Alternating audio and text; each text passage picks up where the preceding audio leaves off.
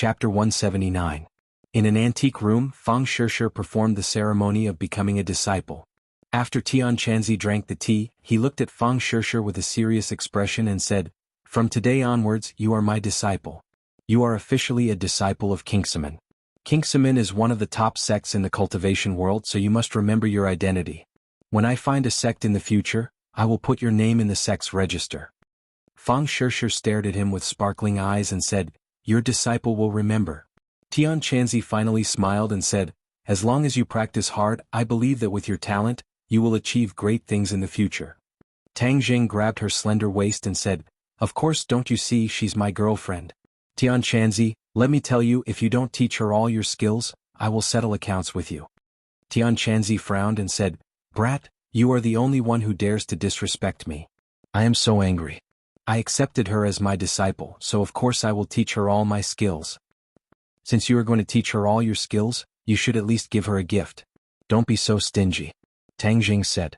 Heaven Monk's face immediately turned bitter and said, "You are not someone I don't know about, so the greeting gift will be delayed. Bayan, I will find a peerless treasure for my disciple as a greeting gift." "Ah, that's more like it." Tang Jing winked at Fang Shishir. Fang Shishir covered her mouth and giggled. "Let's not talk about other things first. Hurry up and take out the spirit stones. We need them for our cultivation," Tang Jing urged. "Okay, but a whole spirit stone is too much, so I have already cut it into small pieces. Take it." Tian Chanzi waved his hand and the table was filled with spirit stones, shining like crystals. Fang Shishir exclaimed, "It's so beautiful." "What are these?" Tang Jing told her the use of the spirit stones. She couldn't help but cheer. "Does that mean our cultivation will be faster in the future?" "Of course. Hurry up and put them away. These spirit stones will last you for a while," Tian Chanzi said. The two of them put away the spirit stones. Fang Shishir looked at Tian Chanzi's hand enviously and said, "Master, what kind of magic is this? It is so powerful." "This is not a rare magic. When your cultivation reaches a certain level, you will naturally be able to use it. However, if you have the opportunity to obtain a sumaru pouch in the future, you can also store things inside," Tian Chanzi said. "Sumaru pouch?" Tang Jing and Fang Shishir asked curiously at the same time, "What is that?" A sumaru pouch is a magic treasure. It is like a warehouse that can store many things. It is said that the most powerful sumaru pouch can even store an entire world. However, that is only a rumor. "So powerful?" The two of them exclaimed, "Doesn't that mean the sumaru pouch is a portable warehouse?" "Of course, I used to have a sumaru pouch. However, after the battle with the Yin demons, I lost all my magic treasures," Tian Chanzi said regretfully. "Otherwise, he wouldn't have been unable to take out a gift for his disciple. In the future, if you have the opportunity, you will naturally be able to obtain even more mystical magic treasures. There is no need to exclaim." Tian Chanzi said, "Disciple, I will first guide you in your cultivation." The next few days Tang Jing spent his time cultivating and studying. The effects of the spirit stones were very good. He was also not in a hurry to use the spirit pill. After all, the spirit pill could cause a change in the spiritual energy of heaven and earth. It was easy for others to detect it. At this critical moment he still had to be on guard. The effects of the spirit stones were even stronger than the spirit pill. After Tang Jing absorbed 10 spirit stones, his chi had already risen to 7 inches and 8 parts. He was unexpectedly close to breaking through the threshold. This rocket-like speed made him go wild with joy. His cultivation was even crazier. Aside from studying and eating, he spent almost all of his time cultivating. Fang Shishir, under Tian Chanzi's supervision, also made rapid progress. Therefore, the two of them did not even have the opportunity to be intimate. June 7th. This was a particularly important day for students all over the country. Because the college entrance exam was here, everyone had to squeeze onto this single log bridge. Early in the morning, the third-year students of Pengcheng International School gathered at the school field. Later they would all take the bus to the exam venue. This time the exam venue was in another school. Lu Qingmei arrived at the office. She casually placed her bag on the desk and went to the bathroom. At this time Wu Cuihong sneakily entered the office. She looked around. Seeing that there was no one around, she quickly opened Lu Qingmei's bag. Dozens of exam tickets impressively appeared in front of her eyes. Over the years, there were always students who forgot to bring their exam tickets and were unable to enter the exam venue. Therefore, the school simply collected the exam tickets of each class in the hands of the homeroom teacher and waited until the exam venue to distribute them. Therefore, all of the exam tickets of the third-year Class 7 were collected in the hands of Lu Qingmei. Wu Zuihong's eyes flashed with pride. She quickly found Tang Zheng's exam ticket and quickly put it in her pocket. She secretly sneered, "Tang Zheng, didn't you want to take first place in school? Without an exam ticket, I want to see how you can enter the exam venue. You still want me to not be a teacher? I want you to lose face in front of everyone. In front of everyone you have to kowtow to me and admit your mistake." Wu Zuihong's eyes flashed with flames of hatred. She twisted her fat body and quickly walked out of the office. No one noticed her dirty tricks. Lu Qingmei came out of the bathroom. She casually picked up her bag and went to the field. She organized the students to board the bus. Seeing Tang Zheng walk over, Lu Qingmei smiled and patted his shoulder. "Good luck. Remember our agreement?" Tang Zheng of course remembered. He confidently said, "You just wait. First place will be mine." "Hehe, you have ambition." Lu Qingmei's smile made everyone stunned. They rarely saw Lu Qingmei smile. Normally she was an ice beauty. Some people couldn't help but secretly size up Tang Zheng. He had an ambiguous relationship with the two school beauties. Could it be that he also had an affair with the ice goddess? This was too valiant. "Get on the bus." Lu Qingmei didn't pay attention to other people's strange looks and said softly. Not long after Tang Zheng got on the bus, Fang Shishir also came. She directly sat beside him and intimately held his shoulder and said, "Are you nervous?" Tang Zheng shook his head. "I have been waiting for this day for a long time. I'm not nervous." Fang Shishir secretly stuck out her tongue and said, "I'm a little nervous." Tang Zheng patted her hand and said, "Your grades are so good. Don't be nervous. Believe in yourself." Fang Shishir heavily nodded. She took a deep breath and patted her chest and said, "The two of us are in the same exam room. When I'm nervous I'll look at you. Then I won't be nervous." "Boss, sister-in-law, you came so early." Feng Yong quickly walked over and sat in the seat in front of the two. He turned around and laid down on the seat. "Fatty, are you confident?" Feng Yong was full of confidence. He waved his fist and said, "Of course I'm confident. Boss, during this time I've been implementing your revision plan. I've improved a lot. In the last month's exam I even advanced to the top 50. Then this time take the exam well. I'll see you in Beijing." Feng Yong's eyes lit up. "Boss, you've decided? You're really going to study in Beijing?" Tang Jing nodded. "Wow, that's great. I can still follow boss in the future. Boss, there are many hidden dragons and crouching tigers in Beijing. You have to take care of me." Feng Yong was overjoyed. "Then I also want to apply for a university in Beijing. I want to go to the same university as you," Fang Shishir firmly said. Tang Jing smiled but didn't say anything. The Fang family had already arranged for Fang Shishir to go abroad. Tang Jing had also thought about it carefully. Since studying abroad was Fang Shishir's childhood wish, then he couldn't deprive her of this wish. Therefore he decided to let her study abroad. Although they would be separated for 4 years, didn't they still have winter and summer vacations? They could still see each other. Moreover, their lives would be very long. 4 years was a negligible amount of time. What's so good about Beijing?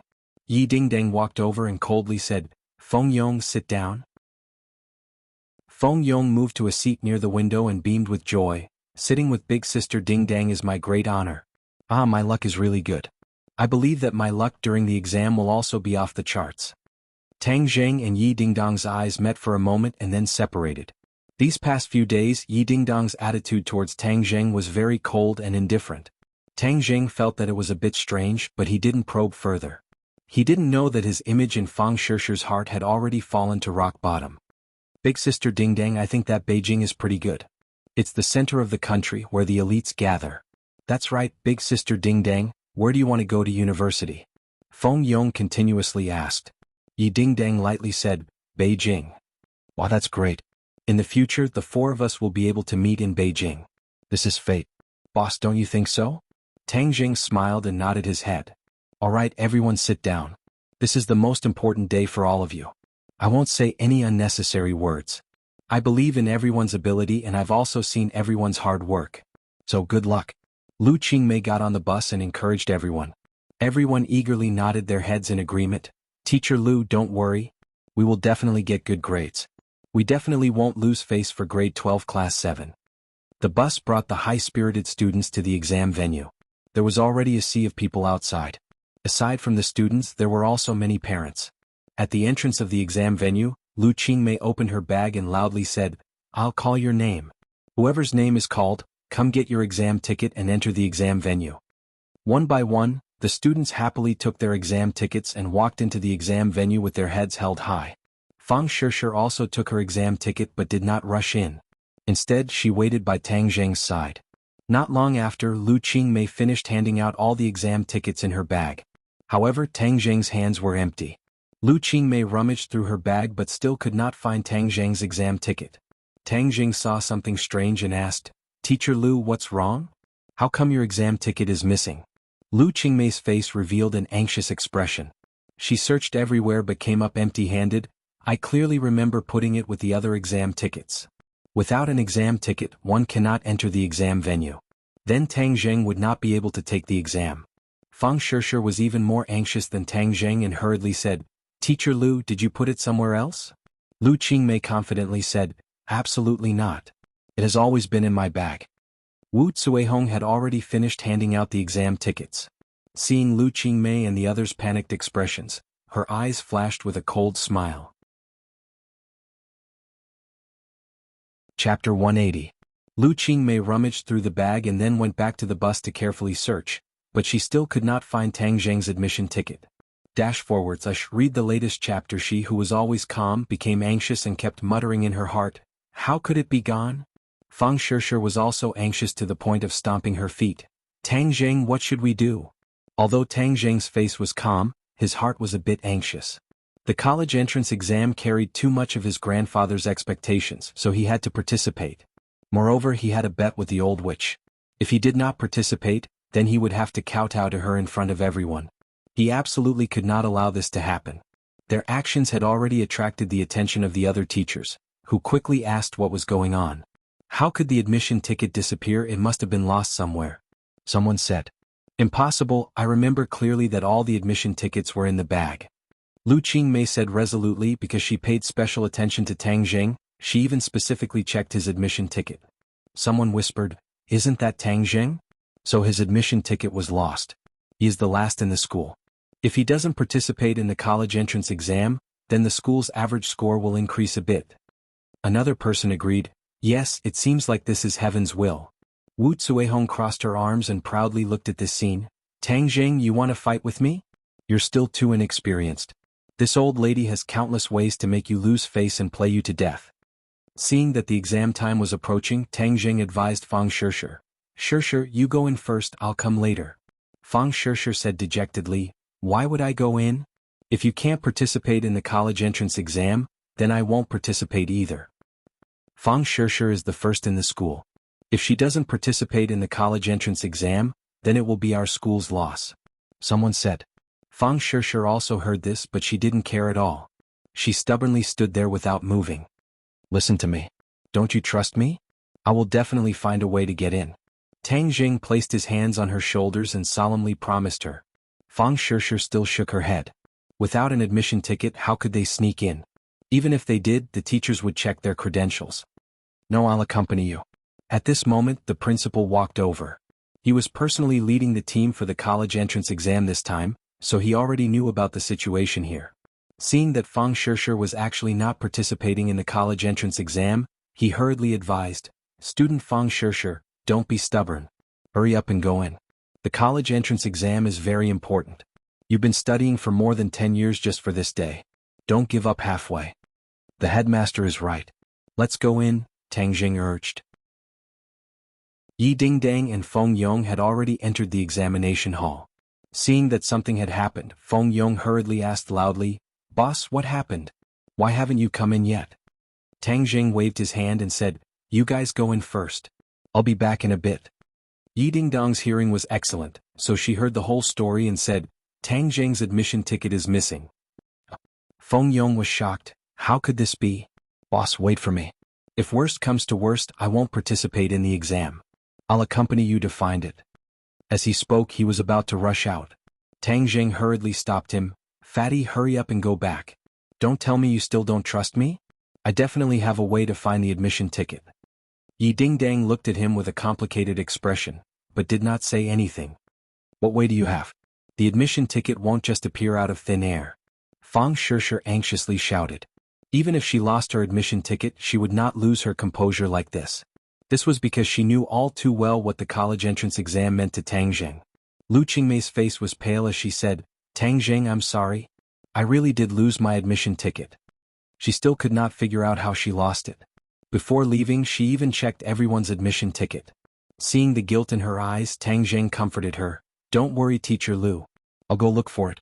Who knows, maybe I'll be able to find it." The others all shook their heads. Tang Zheng was not afraid of biting his tongue when talking big. Where else would he go to look for it? When Wu Zuehong heard this, she almost laughed out loud in satisfaction. "Tang Zheng, I want to see where you'll find it.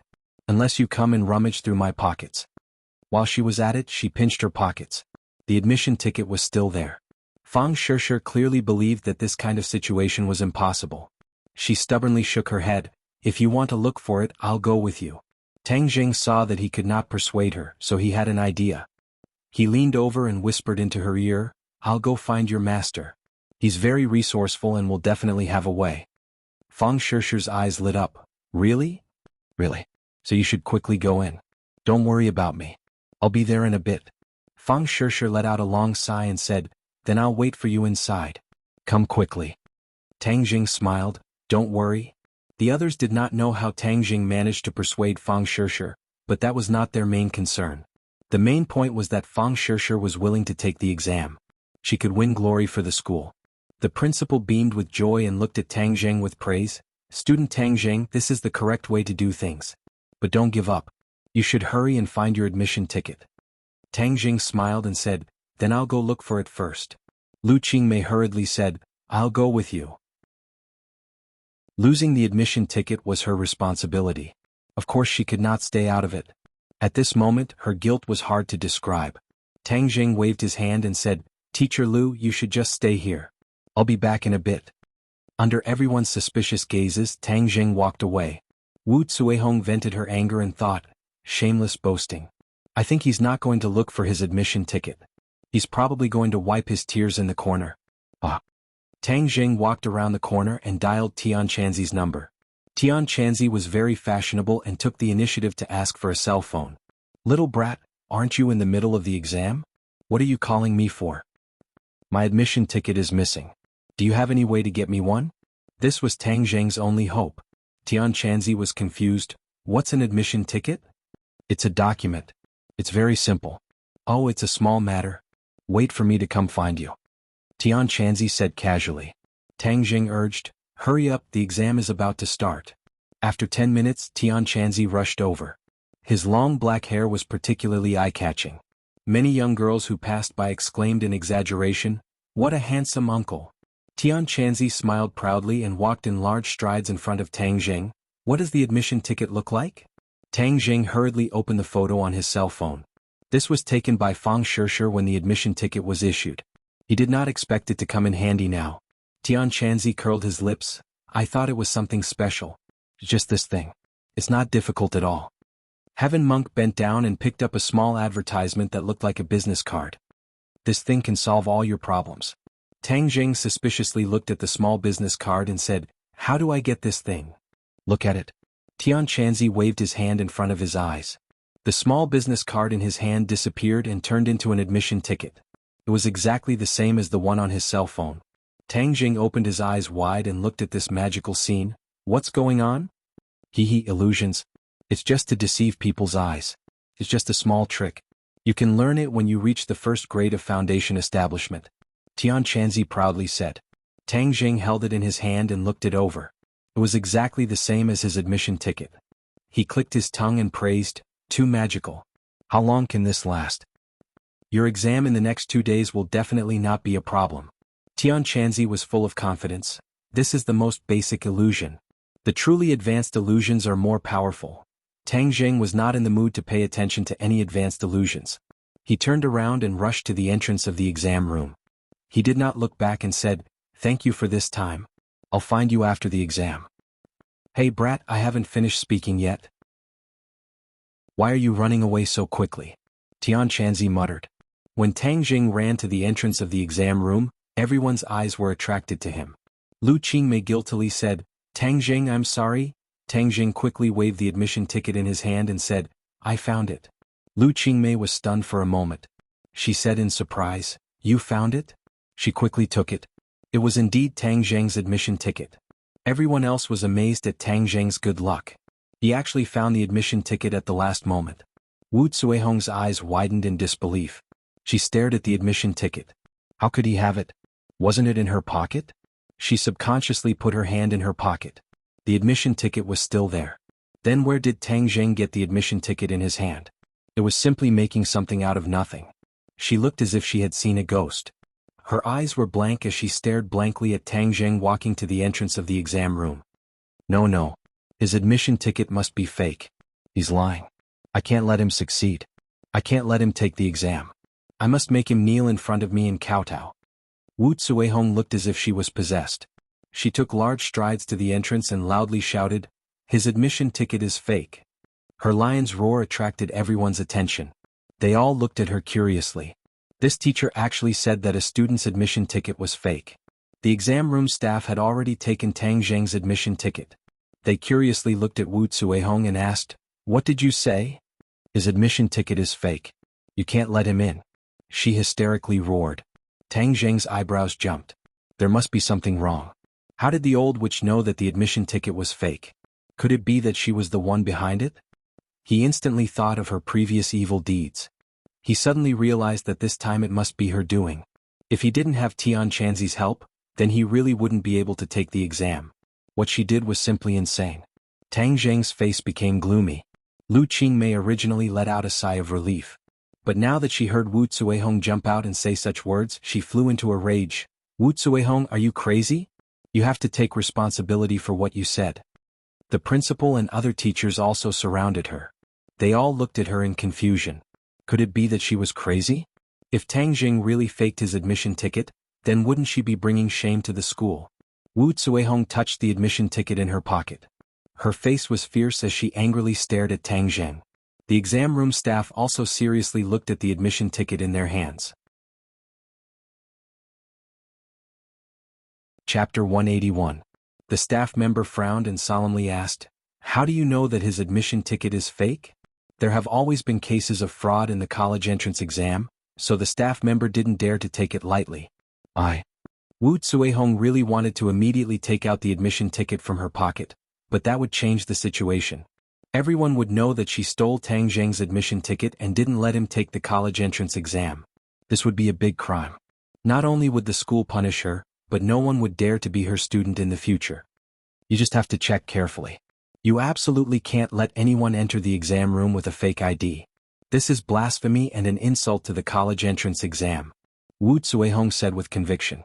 Lu Qingmei always knew that Wu Cuihong was against Tang Zheng, but she didn't think that at this critical moment she would use such a despicable method.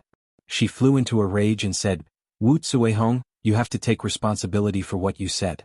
You are a teacher, yet you slandered a student for using a fake admission ticket. This is slander, do you know that?" Wu Cuihong had nothing to fear as she believed that Tang Zheng's admission ticket was fake, so she unscrupulously said, "Of course I will take responsibility for what I said, but I also won't just watch a black sheep get away with it." Saying this, she proudly looked at Tang Zheng. Tang Zheng guessed that she must have something to do with the loss of the admission ticket. "Since you're looking for death, then I'll help you." Thus, he held his head high and said, "Today there are so many witnesses, including the principal, teachers, students and parents. Wu Cuihong is a teacher, yet she slandered me for using a fake ID to enter the exam room. I want everyone to be the judge. If my ID is real, then what should I do with her? Get her out of here. This kind of person doesn't deserve to be a teacher." The students were the first to shout out. Obviously, many of them were also treated unfairly by teachers. Many of the family members were also indignant and agreed, if she really wanted to harm a student, then not only is this kind of person unsuitable to be a teacher, even her character is questionable. The college entrance exam is one of the most important exams in a student's life, yet she deliberately framed him. This kind of person should be punished by the law. The teacher, on the other hand, was obviously much more cautious. He looked at Wu Cuihong with a complicated expression. Many people also knew about the conflict between Wu Cuihong and Tang Zheng, and despised her in their hearts. To treat a student like this, where was the demeanor of a teacher? The principal's face was cold. He felt ashamed that such a thing had happened in his school. He was not angry at Tang Zheng but at Wu Cuihong, who stirred up sh*t. As the leader of the senior year, she didn't even have a sense of the big picture. He couldn't put this kind of person in an important position in the future. Of course he couldn't get angry at her now. Otherwise, others would think that he was deliberately covering up for Tang Zheng for the sake of the school's reputation.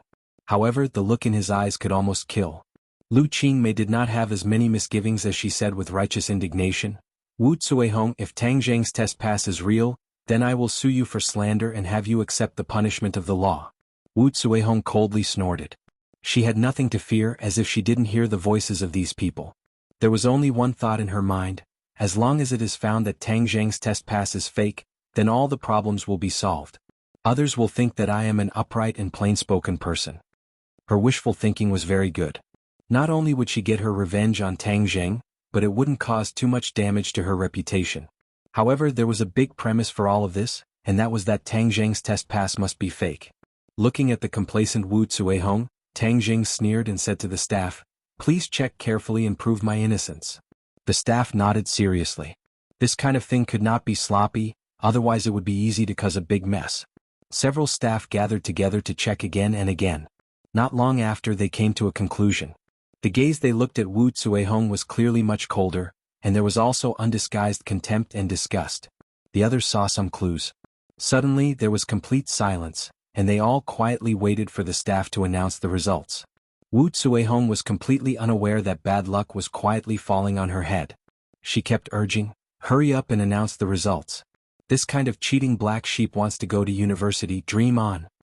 The staff looked at her like she was an idiot, and then looked at the people who were raising their heads and said, "This student's test pass is real." What? The crowd was in an uproar. Wu Cuihong was actually framing a student, and using such a despicable method. Suddenly, everyone looked at her with eyes full of disgust and contempt. They even wanted to stay far away from this kind of person, otherwise it would be an insult to themselves. Wu Cuihong's complacent smile came to an abrupt stop, as if she had been frozen. Her cheeks became stiff and she suspected that she had misheard. How could Tang Zheng's test pass be real? It was clearly in her pocket. She couldn't help but shout, "No, it's definitely wrong. Is this fake? You must have made a mistake. I ask you to check again. Who do you think you are? You still want to ask us?" The staff rolled their eyes at her. This kind of person was already crazy and unreasonable. She even dared to question their work, so they unhappily reprimanded, "Are we the ones who have the final say, or are you the one who has the final say?" The staff said it was real, then it must be real. No one believed Wu Cuihong, and they all started to criticize, "How can this kind of person be a teacher? She must be expelled. Otherwise, how can we parents be assured to send our students to study under this kind of teacher? She is not nurturing the students, she is simply destroying the students, too hateful." The teachers who usually had conflicts with Wu Cuihong also started to speak, and they all rejoiced in her misfortune. "Wu Cuihong, I didn't expect you to be this kind of person. I am ashamed to be associated with people like you." Lu Qingmei let out a sigh of relief. Tang Zheng was finally fine, but towards Wu Cuihong her anger surged. She turned to the principal and said, "Principal, you saw it too. Wu Cuihong is not fit to be a teacher. This is an insult to teachers. Today there are so many people in society who have opinions about teachers, and it is because of this kind of black sheep that caused us other teachers to suffer unjustified injustice. Principal, if you don't expel her, then I don't want to be a teacher anymore. It is a disgrace." The principal's face was very ugly. It was as gloomy as the sky before a storm. Listening to Lu Qingmei's righteous complaints, and looking at the fervent gazes of others, he was in a difficult position. All of this was because of Wu Cuihong. He was really blind in the past to let her be the grade leader. Now, it was such a big joke and she had tarnished the reputation of the school. Just as he was hesitating on how to deal with it, one of the parents shouted with righteous indignation, "She is not fit to be a teacher, she is a disgrace to teachers." Immediately, the voices sounded like a tsunami, "She is not fit to be a teacher, she is a disgrace to teachers." The principal's forehead was covered in cold sweat. It seemed that his position as principal had come to an end. How was he going to explain it to the school board when he went back? However, he had to make a prompt decision. So, with a sullen face he shouted angrily, "Wu Cuihong, you are not needed for the rest of the work. Go home immediately and reflect. Wait for the school's decision. I will let the other teachers take over your work." Wu Zuehong's face was pale. Her body swayed and she almost fell. She wanted to take out the admission ticket in her pocket, but that would be useless. Since the one in Tang Zheng's hand was real, then hers was fake. But how could it be fake? She didn't dare to take it out. That would make things worse. She looked at Tang Zheng's mouth that was gradually curling up into a smile. Her blood rushed up and she felt dizzy. Tang Zheng sneered, "Wu Zuehong, you don't have any morals to be a teacher, so don't think about being a teacher in the future." After saying that, he strode into the examination room. Wu Zuehong felt something sweet in her throat and spat out a mouthful of blood. Her vision turned black and she fell to the ground. Immediately, waves of cries of alarm rang out. Over the years, they had heard of students fainting due to nervousness, but this was the first time a teacher had spat out blood and fainted. Wu Zuehong was truly unprecedented. However, no one pitied her. This kind of person only had herself to blame. The principal's face darkened. He had two male teachers drag Wu Zuehong away. Then he flicked his sleeves and followed them back to the school. This matter must be dealt with seriously. Otherwise, Pengcheng International School's reputation would be completely ruined. A school for the rich? With this kind of teacher, how could those rich people be assured to send their children to this kind of school? Seeing Tang Zheng's figure gradually disappear, Lu Qingmei couldn't help but let out a sigh of relief. She also felt that she had vented her anger. In the past, she didn't understand why Tang Zheng had such a deep conflict with Wu Zuehong. After this matter, she finally understood that Tang Zheng didn't do anything wrong. Towards people like Wu Zuehong, one must not be soft-hearted. Otherwise, it would only harm the future students. Tang Zheng completely threw this episode to the back of his mind. Wu Zuehong was at most a little spice in his life. She couldn't even cause a ripple in his life. When he walked into the examination room, Fang Shishir, who had been looking at the door, had her eyes light up. Her hanging heart finally returned to the bottom of her heart. A dazzling smile blossomed on her face, causing the surrounding boys to almost suffocate. Tang Zheng nodded at her with a smile and went to his seat. A moment later, the exam bell rang and the exam began. Immediately, Tang Zheng raised 120% of his attention. After the teacher gave out the exam papers, he started to work without any distractions. Ever since he started cultivating, his memory was astonishing. He had almost reached the realm of eidetic memory. In addition, his original grades were top-notch. After this period of revision and consolidation, it was like God had helped him. His pen flew like a dragon and snake. He didn't even raise his head to answer the questions. Even the invigilator couldn't help but look sideways.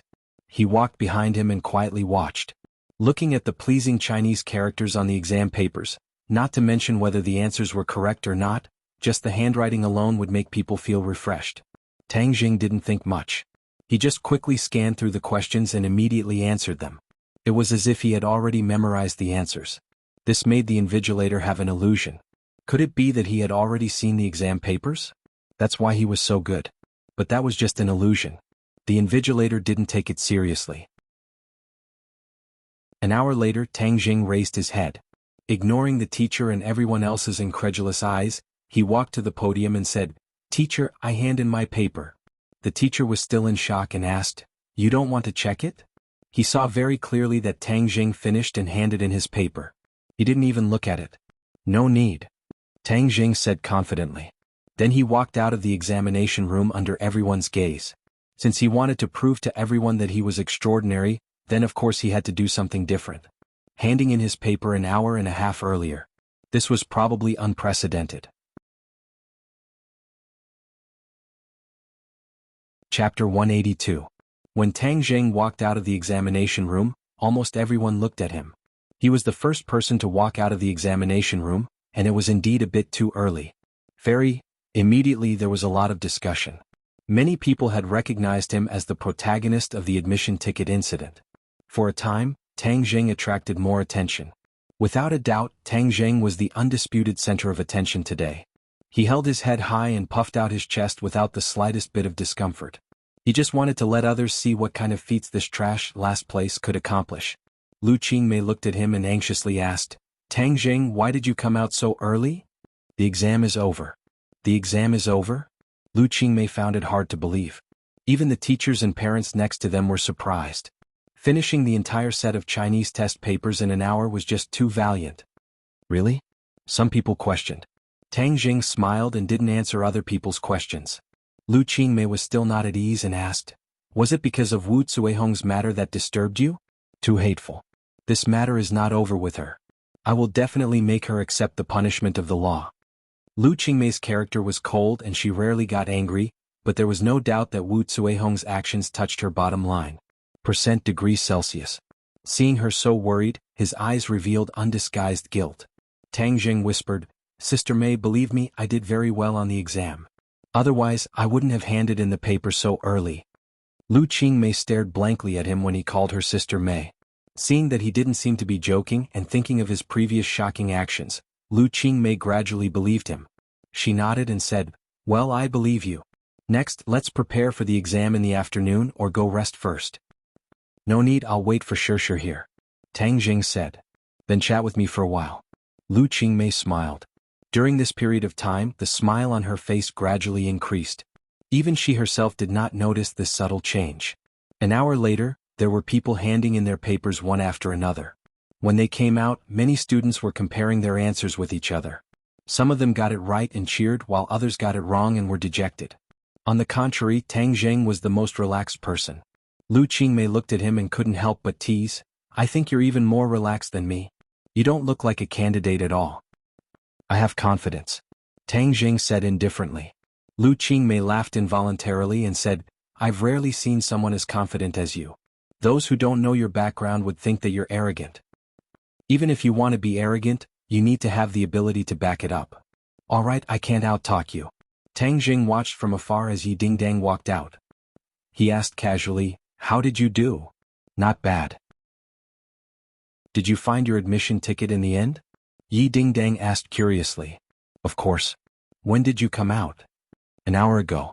Yi Dingdang's eyes widened in disbelief. So early. She already knew that Tang Zheng was hiding his strength, but she didn't think that it would be so terrifying. He actually handed in his paper in an hour. The other students who came out also heard of Tang Zheng's great achievements. They couldn't help but stare at him like he was a monster. Someone silently cursed. He usually gets last place. Could it be that he gave up and ran out after randomly answering the paper? Many people had this thought, so they looked at Tang Zheng with complicated eyes. But there was one person who looked at Tang Zheng with even more complicated eyes. Fear mixed with coldness. Takashi also handed in his paper and came out. He sat far away and quietly looked at Tang Zheng. Takashi and the other students didn't get along very well, so no one looked for him to compare answers. He was like a venomous snake quietly lurking. Tang Jing didn't notice his eyes, otherwise he would have seen a trace of déjà vu. Feng Yong walked out and ran towards Tang Jing from afar. "Boss, did you take the exam?" "Of course I did. How was the exam?" Feng Yong laughed. "I knew that boss would definitely take the exam. Otherwise it would be a loss to the country. I did pretty well. There were only a few questions that I didn't have much confidence in." Tang Jing patted him on the shoulder and said, "Good luck." Then he walked towards Fang Shirshir. Fang Shirshir excitedly pulled his hand and said, "You handed in your paper so early. I was worried to death for you." "Ah, since there's nothing to do, it's boring to sit inside. I don't have as much patience as you. When I came out, I glanced and saw that you were almost done. Why did you only come out now?" "Of course I had to check carefully. There can't be any mistakes." "And keep it up," Tang Jing praised. Everyone got on the bus one after another to eat lunch. Then they took a break and prepared for the afternoon exam. The news of Tang Zheng's exam permit had already spread among the students. Feng Yong was filled with righteous indignation. "Boss, this old witch is too evil. She actually framed you like this. You must not let her go." Even the other students who weren't familiar with Tang Zheng said, "Tang Zheng, this matter must be investigated to the end. This kind of teacher is simply a student's nightmare." Fang Shirshir held Tang Zheng's hand. She didn't expect that he had experienced such a complicated story. She couldn't help but speak up for him. "Yes, we must investigate to the end. It's too much to accuse someone wrongly." Tang Zheng moved close to her ear and whispered, "Actually, what the old witch said was right. The exam permit in my hand is indeed fake." Fang Shirshir was shocked. Seeing the others look over, she quickly covered her mouth. What happened? Tian Chanzi used illusions to make a fake exam permit to deceive people. Tang Jing said as he took out the exam permit. Fang Shirshir looked left and right. This exam permit couldn't be more real. But since Tang Jing said so, then this exam permit must be fake. This illusion is really mysterious. Master is really amazing. When we go back, I must properly thank him. Fang Shishir said happily. Suddenly, her heart moved. But how did Wu Cuihong know that your exam permit is fake? Tang Jing coldly snorted and said, "This is the strange part. That's why I suspect that the loss of my exam permit has something to do with her." Could it be that she stole your exam permit? Fang Shishir couldn't believe it. Tang Jing nodded, most likely. She and I have a bet. She was worried that I would get first place. Before, she used the tuition fee to force me to drop out. This time, she didn't want me to take the exam so that she could win the bet. Despicable, too despicable and shameless. Fang Shishir was furious. We must not let her go. We must do something to teach her a lesson. Seeing that she was like an angry lioness, Tang Jing laughed. Don't be so angry. She's just a clown. She won't be able to make big waves. Fang Shishir resolutely shook her head. No. She is targeting my boyfriend. I can't just sit and watch. Then what do you want to do? Tang Jing curiously asked. Fang Shishir's face was red. After thinking for a long time, she said, "Beat her up." Tang Jing really wanted to laugh and say, "You've never beaten anyone before. That's why I don't mind making an exception for you." Fang Shishir's expression was firm. Tang Jing patted her hand and said, "You don't have to worry. I'll take advantage of the lunch break to meet her. I'll go with you." Okay. After eating lunch, the other students went to a nearby hotel to rest. This hotel had already been booked by Pengcheng International School. This was a school practice. This aristocratic school did not lack money. In order to create the best exam atmosphere for the students, they specially booked a hotel for the students to rest. Tang Zheng and Fang Shishir quietly slipped out of the hotel and returned to Pengcheng International School. They went straight to the teacher's dormitory. During the college entrance exam, the school was on holiday. Therefore, there were no students in the school. Even the teachers were very few. Tang Jing heard that Wu Cuihong had been brought back to her dormitory. Pengcheng International School's teachers were treated very well. They were all assigned dormitories. However, many of the teachers did not live here. They only used it as a temporary resting place. Wu Cuihong also did not live here.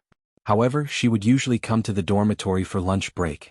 Tang Zheng and Fang Shishir quietly went upstairs. They did not meet a single person. They directly went to Wu Cuihong's dormitory door and listened. With Tang Zheng's extraordinary hearing, he heard everything clearly. Wu Cuihong was talking to herself. The exam ticket is clearly in my hands. How could he take out another one? My exam ticket is the real one. Wu Cuihong was puzzled. Just now, she had checked the exam ticket countless times. Based on her many years of college entrance exam experience, this exam ticket was the real one. In other words, the one Tang Zheng took out was a fake. But how could he fool the staff? Moreover, why did he prepare it beforehand? It was as if he knew what she was going to do. Wu Cuihong found that she was gradually unable to see through Tang Zheng. This student who had won her many honors in the past. Because of his poor family background, she made things difficult for him. She did not reflect on her attitude towards Tang Zheng. Instead, she was tangled up in the exam ticket issue. No, he embarrassed me this time. Even the principal has a problem with me. Moreover, that bitch Lu Qingmei is fanning the flames. I definitely can't stay in this school. Well, the other school has already asked me to go there. Since I can't stay here anymore, then I can't let Tang Zheng have it easy. He only took one exam. I must find a way to stop him from taking another exam. She muttered to herself as if she was possessed. Her eyes flashed with a sinister light. Suddenly she had an idea. I'll drug him so that he can't take the exam. Her eyes gradually lit up. She suddenly turned around and wanted to go out. However, she found two people standing at the door. Tang Zheng and Fang Shishir gnashed their teeth as they looked at her. The two of them noiselessly entered the room and heard her muttering clearly. A chill rose from the bottom of their hearts. She never changed. She was too vicious. She even wanted to drug Tang Zheng. Tang Zheng rejoiced. If it wasn't for Fang Shishir's reminder, he would have found out about Wu Cuihong's vicious plan. If Tang Zheng was drugged, he didn't know if his body could withstand it. In short, it would definitely affect his exam. This was something he absolutely could not tolerate. How did you come in? Wu Cuihong's plan was exposed. Her face was pale as she stared at the two people in disbelief. Chapter 183. Wu Cuihong, you're too vicious. You actually want to use poison to harm Tang Zheng. Fang Shishir could not suppress her anger as she trembled as she spoke. Wu Zuehong flew into a rage. He brought all of this upon himself. Time and time again he went against me. You can't blame me. You still have the face to say this. When Tang Jing was in class 1, how much honor did he earn for you? You're simply ungrateful. Fang Shishir complained. Wu Zuehong disdainfully said, that's what he should do. A pauper came to our school and even waived all tuition fees. If he didn't earn a bit of honor, then what's the point of having him here? Don't tell me we're just going to let the money go to waste? After Wu Zuehong went through the initial panic, she became calm and composed. She always believed that she was a teacher and was a level above the students. Even if she was exposed, she was not afraid. Shut up. Fang Shishir hysterically roared. She was really angry. I used to respect you so much. It turns out you're this kind of person. I can only blame myself for being blind. Wu Zuehong curled her lips and said, Fang Shishir, you're also not a good student. I used to think so highly of you, but you actually transferred to class 7 for a trash like him. You've embarrassed me. Enough. Tang Jing roared. His voice was like thunder exploding in Wu Zuehong's ears. Seeing Tang Jing's angry appearance, Wu Zuehong was not afraid. Instead she proudly laughed. Did I say anything wrong? She and you are jackals of the same tribe. It's just that she pretended to be good before. Since she was prepared to leave this school, she did not care about offending Fang Shishir and exposing her true and sinister side. Tang Jing, you're angry, right? But what can you do to me? I'm a teacher and you're a student. You can never do anything to me. Although you heard my plan and will definitely take measures, I have other plans that you won't be able to guard against. You want to get into a university? Keep dreaming, ha. Wu Zuehong laughed, not bothering to hide her malevolence. Crazy? She's already completely crazy. She can't be reasoned with. Fang Shishir angrily said. I'm crazy, ha. How can I be crazy? I'm very clear-headed. Wu Zuehong retorted. Tang Jing's face was gloomy as he looked at the crazy her and said, I really feel sorry for you. You spent so much effort to deal with me. In fact, I never treated you as my enemy because you are too insignificant. You are not worthy of being my enemy. Wu Zuehong's expression suddenly changed. What? You're saying that I'm not worthy? To say. You to say. Tang Jing shook his head, but on the contrary he was not too angry, only sorrowful. Tangling with this kind of person for too long was simply a waste of time. You, be. She must have harmed a lot of people in the past. Let her be immersed in madness for the rest of her life. Just treat it as the punishment she deserves. Tang Jing said coldly without the slightest bit of pity. He didn't want to continue entangling with her, but he couldn't let this potential danger exist. Tang Jing, I think you're the crazy one. You've offended me. I won't let you have an easy time. Wu Zuehong roared. Tang Jing, do it. I don't want to see her like this again. Fang Shishir said in disgust. Tang Jing nodded and pulled out the War Soul sword. During this period of time, in order to guard against the attacks of the martial organization, he had been carrying the War Soul sword with him. Even today he brought it with him during the college entrance exam. What are you doing? Do you dare to kill me? Wu Zuehong looked at the War Soul sword that was shining with a cold light. She was shocked and subconsciously took a step back. Tang Jing curled his lips and snorted. Using the War Soul sword to kill you is simply an insult to the War Soul sword. I said I would make you go crazy, so I will naturally make you go crazy. Tang Jing silently used his qi. Immediately, the War Soul sword flashed with a black light and a huge monster flew out, flying straight towards Wu Zuehong. Wu Zuehong's eyes widened as she stared at the thing that was flying towards her. The War Soul sword was tall, its clothes were ragged and its face was ashen. Although it wasn't as terrifying as the green-faced beast, just one look was enough to make people feel terrified. What is this? Wu Zuehong felt her entire body turn cold as if she had fallen into an ice cave. Moreover, a fishy smell assaulted her face. She couldn't help but shiver. Tang Jing sneered and didn't answer her. The War Soul sword suddenly threw her to the ground and opened its mouth as if it wanted to swallow her. Wu Zuehong finally couldn't endure the fear and shouted, "No!" The chilly wind blew, and ghosts wailed and wolves howled. The room was like a ghost world. Wu Zuehong had hallucinations in an instant. It was as if there were many green-faced, fanged ghosts pouncing on her from all directions, demanding her life. Even two hands reached out from her feet to grab her ankles and drag her down to the ground. This was the terrifying part of the yin qi. Many people in places where the yin qi was strong and their minds were not firm, they would involuntarily think of terrifying things. This was also why Xie Yaoren would unconsciously feel a sense of fear when he entered a haunted house. It was because the yin qi affected the brain waves and the subconscious uncontrollably produced hallucinations. Wu Zuihong was like this. She kept twisting and turning as if she wanted to break free from something. The War Soul Sword stood by her side and didn't move at all. However, a steady stream of yin qi was emitted, filling the entire room. Ghost, ghost, don't catch me, don't catch me. Wu Zuihong screamed at the top of her lungs. This was the first time Fang Shishir saw the War Soul Sword. Its terrifying appearance made her somewhat afraid and she couldn't help but pull on Tang Zheng's clothes. Tang Zheng quickly held her hand and said, "Don't be afraid, he won't hurt you." Fang Shishir nodded and took a deep breath. "I'm not afraid with you here." Then she looked at the twisted Wu Zuihong. "She's already gone crazy, right?" Tang Zheng nodded. "She's scared out of her wits. She can't harm anyone in the future." "Serves her right," Fang Shishir said in disgust. "Let's go. Her screams are so loud, it won't be long before other people come." Tang Zheng withdrew the War Soul Sword and expressionlessly looked at Wu Zuihong. Her facial muscles were twisted together and she was trembling non-stop. He pulled Fang Shishir and quickly left the dormitory. Wu Zuihong's screams finally attracted people. When they saw her incontinence, her face was pale and she was trembling non-stop. Everyone was in disbelief. However, someone immediately suggested that she might have been scared silly by the upcoming punishment, so no one suspected Tang Zheng. The news of Wu Zuihong being scared silly spread like wildfire.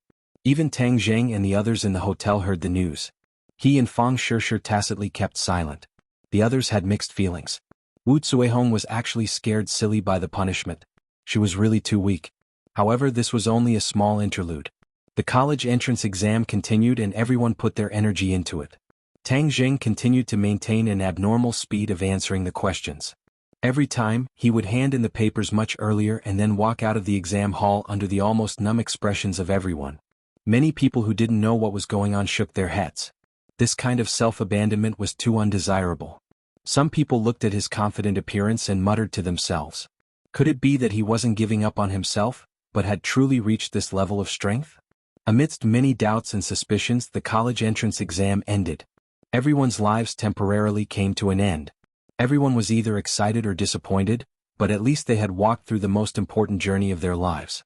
When Tang Zheng and Fang Shishir were preparing to leave the exam hall, Feng Xinyang rushed over. When she saw him and Fang Shishir holding hands intimately, she could not help but sigh. It seemed that Ding Dang was not working hard enough. This girl from the Fang family had him under control. However, Feng Xinyang was not discouraged. There was still a long way to go and it was still unknown who would win and who would lose. "Little handsome brother, how was the exam?" Feng Xinyang asked. "Not bad. Aunt Feng, did you come to pick up Ding Dang?" Feng Xinyang shook her head. "I came specially to find you. Come to our house for dinner. I have something to talk to you about." Fang Shishir curiously looked at Feng Xinyang. She did not know why Tang Zheng and the Ye family had such a close relationship, but she did not open her mouth. Tang Zheng thought about Feng Xinyang's matchmaking and felt a headache. He looked at Feng Shishir and his heart moved as he said, "Aunt Feng, can Shishir come with me?" Feng Xinyang smiled and said, "Of course you can." Feng Shishir sweetly looked at Tang Zheng and tightly held his hand. Yi Ding Dang walked over and asked in astonishment, "Feng Xinyang, why did you come?" "I came to invite the little handsome brother to our house. Let's go, get in the car." Feng Xinyang started the car. Yi Ding Dang expressionlessly looked at Tang Zheng and sat in the front passenger seat.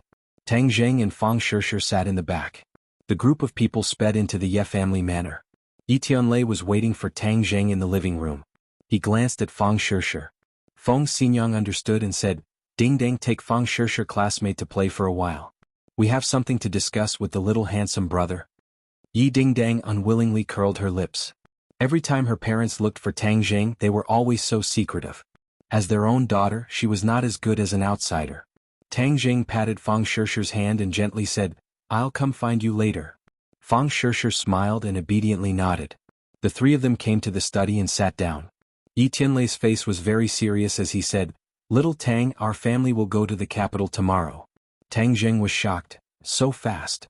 "Little handsome brother, during this time the martial organization has not responded. We feel that something is strange, so we will go back to the capital to inquire about the news." Feng Xinyang also became serious. Tang Zheng's heart moved. During this time, the martial organization had indeed laid low, which was not in line with the martial organization style of doing things. As long as the martial organization reported the matter of the ordinary balance, the martial organization should not be silent. What was the problem? Little Tang, you really don't want to go to the capital with us? Yi Tianlei asked. Tang Jing shook his head. He wanted to use the summer vacation to go to Dianan and find a way to get Mu Hongyan's late husband's profound-level magic weapon.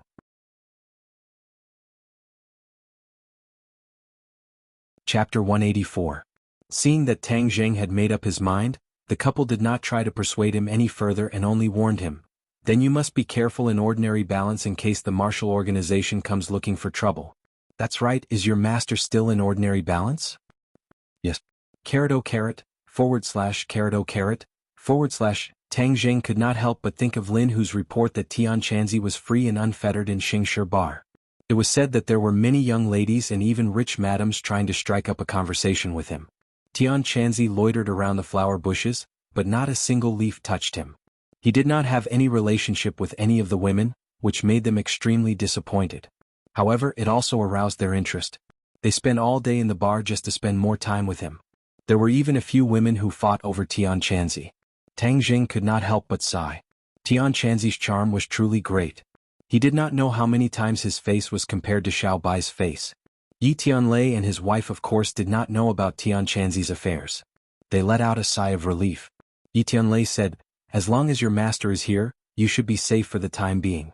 When we return to Beijing, we will contact you as soon as we find any news about the martial organization. Little handsome brother, which university do you want to apply to? Feng Xinyang changed the topic and asked. Yanqing University. Feng Xinyang's eyes lit up. She smiled and said, that's the best. Ding Dang will also apply to this university. In the future you two will still be classmates. You have to take care of her. Tang Jing froze for a moment. He bitterly smiled at Feng Xinyang. Feng Xinyang slyly smiled.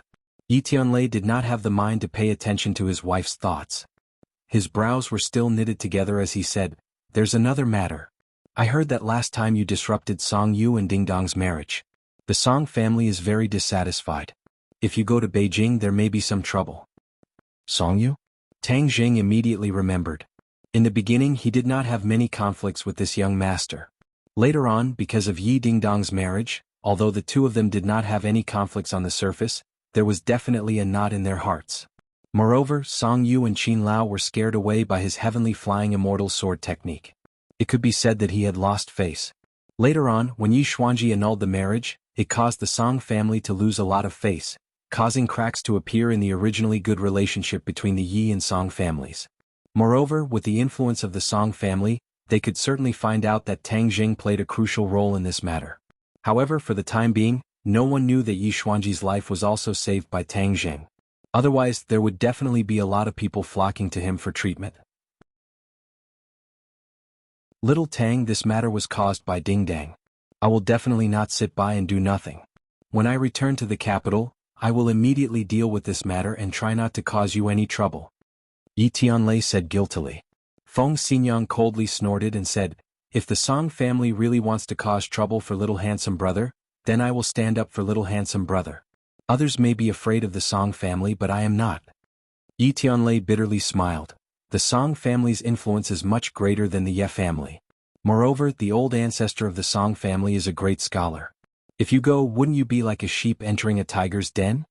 Feng Xinyang raised her eyebrows and said without a trace of fear, as long as they dare to deal with little handsome brother, I will fight to the end even if I have to risk my life.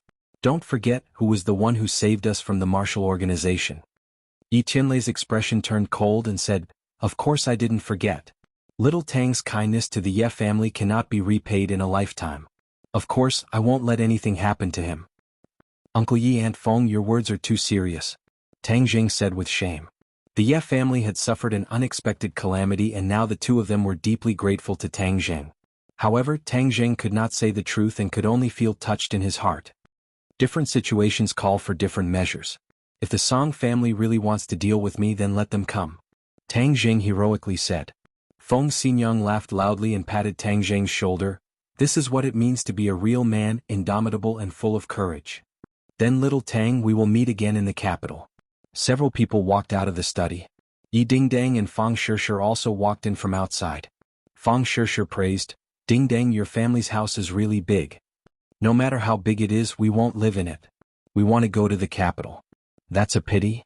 When Feng Xinyang heard this, she had a bright idea and said, "Little handsome brother, if we leave, no one will live in this house. How about you and your grandfather move in?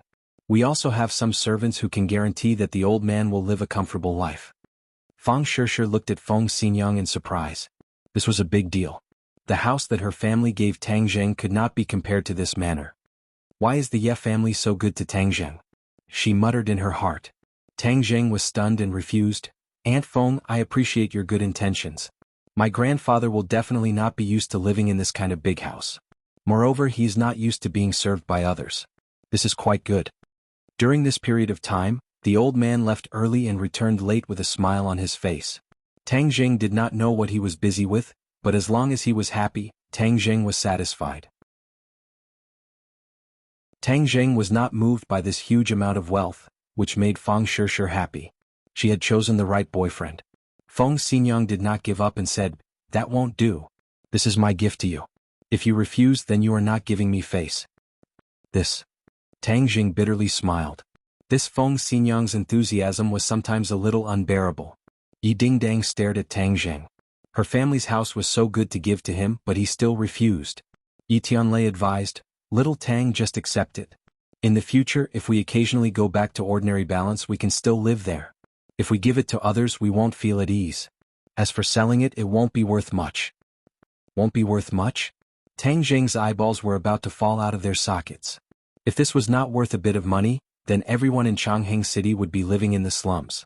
Tang Zheng could not refuse such kindness. Moreover, money was gradually not that important in his eyes, so he no longer refused and said, "Okay, I'll accept it. I'll call someone to take care of it."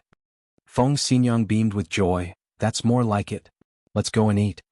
After eating, Tang Zheng and Fang Shishir left in a car. Fang Shishir could not help but stick out her tongue and said, "The Ye family is too good to you. They are even better than a son-in-law." Tang Zheng gave an embarrassed smile. "Don't talk nonsense." I'm not talking nonsense. I think that as long as you agree, especially Yi Dingdong's mother, she will go crazy with joy. She will immediately marry her daughter to you." Fang Shishir said sourly. Tang Zheng laughed out loud. "Yo, why do I smell a whiff of vinegar?" Fang Shishir's charming face turned red. She used her white fingers to poke his forehead and said, "I'm reminding you that you have a girlfriend. You can't fool around." Looking at her cute appearance, Tang Zheng could not help but kiss her forehead. Fang Shishir shyly pushed him away. Seeing that they were already in front of her door, she said, "My mom will see. What's there to be afraid of? Last time I spent the night at your house." "Don't say it." Fang Shishir quickly covered his mouth. "Now that the college entrance examination is over, let's go somewhere to play. Other people will travel after the college entrance examination." Tang Zheng's head moved. It would be better to take her with him to Dianan. Otherwise, after this summer vacation, the two of them would not see each other for a long time. "Well, I plan a long trip," Tang Zheng said. Fang Shishir also said it casually. She did not expect him to agree. She was so excited that she almost jumped up. She hugged his neck and took the initiative to give him a kiss. "You are so good." Tang Zheng hugged her. "If I am not good to you, who else can I be good to?" Fang Shishir's heart seemed to melt. She blinked and said shyly, "Why don't you come to my house tonight?" Tang Zheng's heart was burning. He hurriedly nodded, "Okay." During this time, Tian Chanzi supervised his practice. The two of them did not have a chance to be intimate. Now that they were relaxed after the college entrance examination, they took the opportunity to celebrate. "I'll wait for you." When Tang Zheng returned home, he found his grandfather sitting on the sofa, watching TV with blank eyes. Hearing the sound of the door opening, he quickly turned his head. "Little Zheng, how was the exam?" "Grandpa, no problem. Just wait for my good results," Tang Zheng said confidently. Tang Dahai smiled with relief. "Looking at you so promising, I'm really happy." As he spoke, tears appeared in his eyes. "Grandpa, this is all thanks to you. If you didn't raise me, I would have died long ago. How could there be today?" Tang Zheng said emotionally. Tang Dahai shook his head and said, "I only gave you the most basic. It's your own hard work. If your parents see you so excellent, they will definitely be gratified." Tang Zheng's heart felt as if it was fiercely stabbed as he said, Grandpa, in this world I only have you as my family. Ever since they abandoned me, I have nothing to do with them. Moreover, after so many years they haven't come back to find me. This shows that they have long forgotten about me. When he was young, Tang Zheng would look at other people's children being loved by their parents. He would be very envious.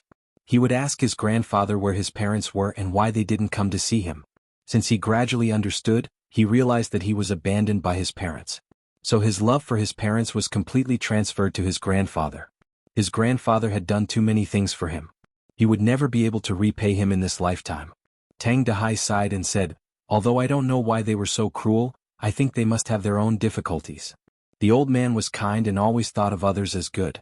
Tang Zheng heard this and remained silent. "Little Zheng, seeing you so promising, I am very gratified and happy. I know that you are about to grow wings and see the outside world. So there is something I must tell you. Otherwise it would be unfair to you." Tang Dahai said. "What is it?" Seeing his grandfather speak so seriously, Tang Zheng wrinkled his eyebrows. "Wait a moment, I will go get something for you." Tang Dahai got up and returned to his room. Not long after, he took out a fist-sized wooden box. He trembled as he opened the wooden box. Inside the box was a piece of red cloth. "Grandpa, what is this? How come I have never seen it before?" Tang Zheng curiously asked. Tang Dahai bitterly smiled as he took out the red cloth and opened it bit by bit. Finally, a sparkling and translucent jade pendant was revealed. With Tang Zheng's shallow knowledge of jade, he could see that the quality of this jade pendant was definitely not comparable to the jade he had bought before. This was a priceless jade pendant. How could his family have such a precious thing? Tang Zheng was confused. Tang Dahai stared at the jade pendant in a daze. His gaze became deep as if he was remembering something.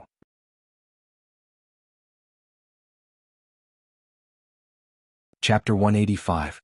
Seeing the old man not say a word, Tang Zheng also became silent, his eyes fixed on the jade pendant.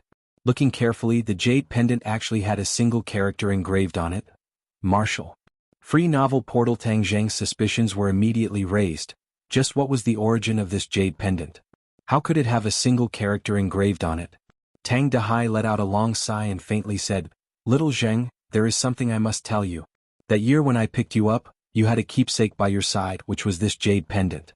Later on, I asked many people about it, but no one was clear on the origin of this jade pendant, so I did not delve into it and put it away." Tang Zheng's head moved, his eyes burning as he stared at the jade pendant and said, "This is with me?" Tang Dahai nodded his head. "I think that perhaps this jade pendant can solve the mystery of your life." Saying this, he placed the jade pendant into Tang Zheng's hands. Tang Zheng carefully examined it. The martial character engraved on the jade pendant was bold and powerful, as if it was carved with a knife and an axe, as if it was releasing an imposing aura. This was definitely not the work of an ordinary craftsman, but the work of a master craftsman, especially the martial character. Ordinary people would not see it as anything special, but in Tang Zheng's eyes, it had an indescribable charm, a vast and imposing aura. "Little Zheng, in the future when you go out, ask around for more information about this jade pendant. Maybe you can find your birth parents." Tang Dahai faintly said. Tang Zheng's spirit trembled. He placed the jade pendant back into the wooden box and said, "Grandfather, no need, I don't want it." "Little Zheng, I know your intentions. You are afraid that I will be sad, but Grandpa will tell you that only when you truly investigate your own background will I be the happiest. Everyone has their own roots, and you also need to know where your roots are." Tang Zheng firmly shook his head, pointed at his feet and resolutely said, "My roots are here in our home." Tang Dahai's eyes were filled with an indescribable emotion, but he still advised, "Little Zheng, listen to grandfather's words. This is grandfather's wish. You must help grandfather achieve his wish." Saying this, he placed the jade pendant back into Tang Zheng's hands. "In the past, it was my wish to raise you into an adult. Now that I see you so promising, I am satisfied, so my biggest wish now is to meet them." Tang Dahai sighed, "I believe that the heavens have eyes and will definitely let you see them." Tang Zheng blankly looked at his grandfather. He clenched his teeth, hung the jade pendant around his neck and said, "Okay, I promise, grandfather." But in his heart, he also determined that he would not be able to investigate the jade pendant's origin. Tang Dahai patted his shoulder, incomparably gratified. In the middle of the night, Tang Zheng secretly snuck into Fang Shishir's home. Currently, her family did not live in a villa, but rather in a high-end residence. On the 9th floor, Tang Zheng quietly jumped through the window into Fang Shishir's bedroom. Shi Mingqin would never have thought that such a high floor would not be able to stop Tang Zheng's sneaky footsteps. Fang Shishir threw herself into his embrace and took the initiative to give him a kiss, but she felt that Tang Zheng was not enthusiastic and was a bit strange. What's wrong? Tang Zheng secretly sighed. You have something on your mind, can you tell me? Fang Shishir rarely saw him like this, and her heart tightened as she asked with concern. It's nothing, you don't have to worry. Tang Zheng forced out a smile and tightly hugged her. But Fang Shishir clearly did not believe him as she stared at him and said, I am your girlfriend, is there something you can't tell me? Seeing her concerned eyes, Tang Zheng's heart softened. Fang Shishir pulled him to sit at the head of the bed, nestled in his embrace and quietly waited for him to speak. Tang Zheng hesitated for a long time, but still told her what happened tonight.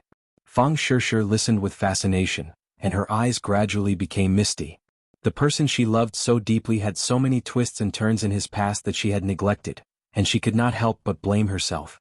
Immediately she hugged Tang Zheng even tighter and buried her head in his neck. She gently stroked the jade pendant and whispered, Tang Zheng, since you have decided to leave everything to fate, then don't think about these things. If we really are fated to meet again, we will not be able to predict the situation at that time, so we just need to live well now. I will always be with you and will never leave you. Seeing the tears in her eyes, he gently wiped them away with his hand and said, All right, let's just live happily now. Everything else can be thrown to the back of our minds. With grandfather here with you accompanying me, I am the happiest person in the world. I am the happiest person in the world. Fang Shishir smiled through her tears, and took the initiative to undress, revealing her attractive body in front of Tang Zheng. Tang Zheng's breathing could not help but quicken, as nothing was more important than now. The flames in his heart had been completely ignited. Not long after, the sound of delicate breathing could be heard in the room. Change positions, this time we'll do it from behind. Fang Shishir's face was red as she shyly suggested.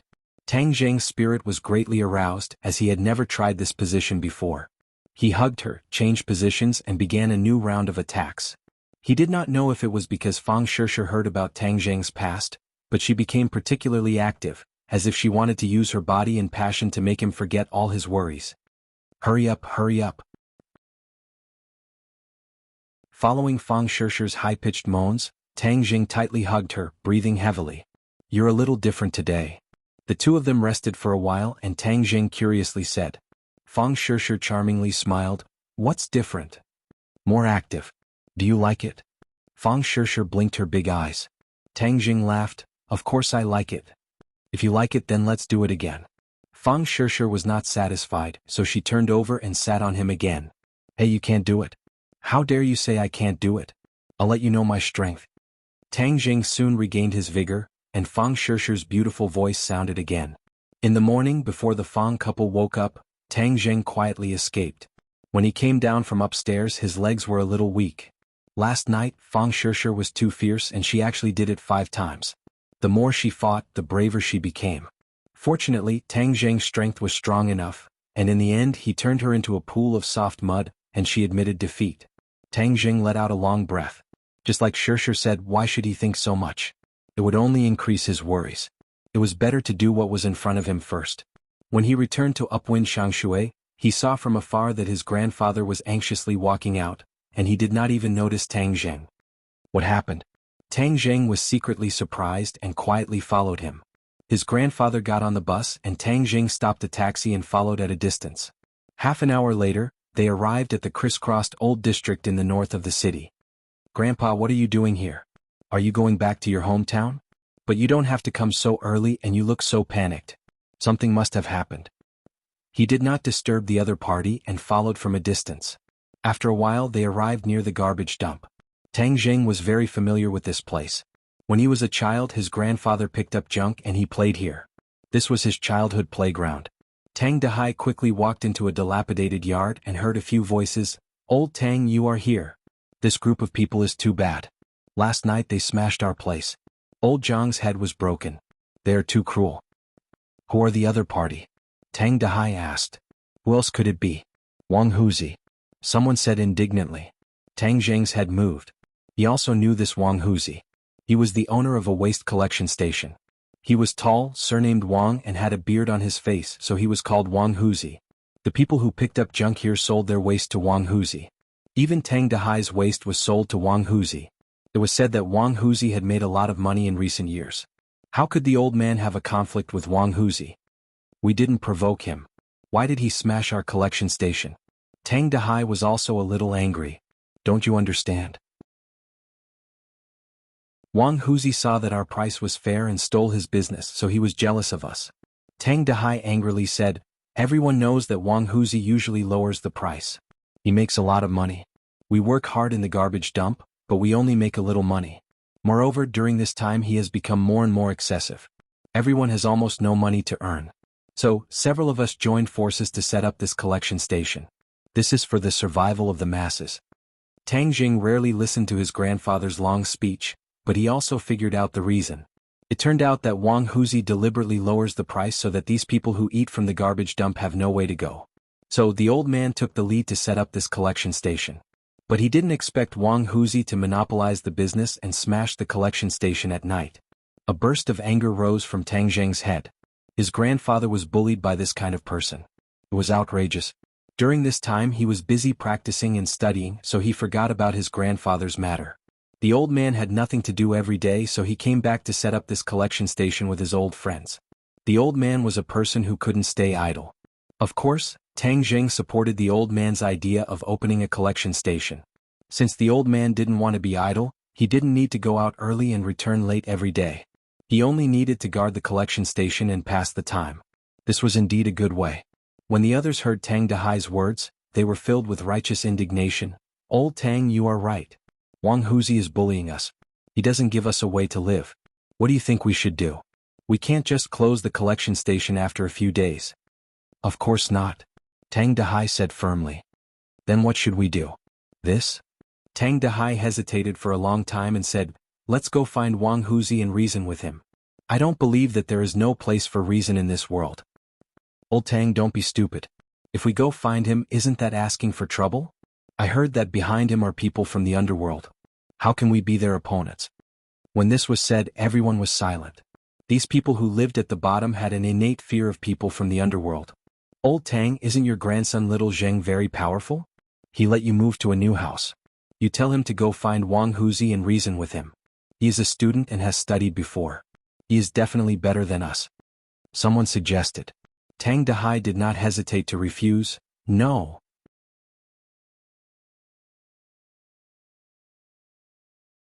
Chapter 186. Tang Dahai's shout surprised the others and they all asked, Old Tang, what do you mean?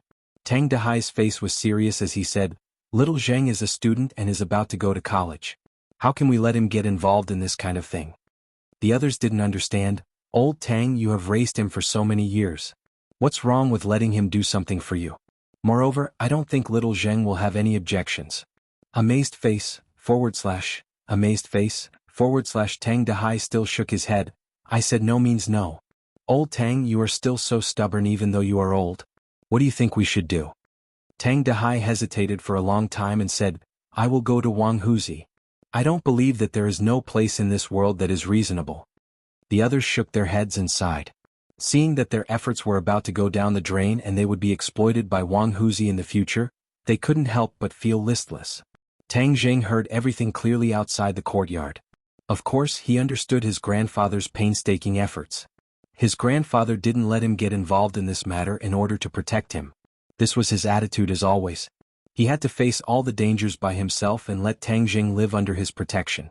Even if he already knew that Tang Jing was not the same as before, he was still subconsciously unwilling to let Tang Jing take risks.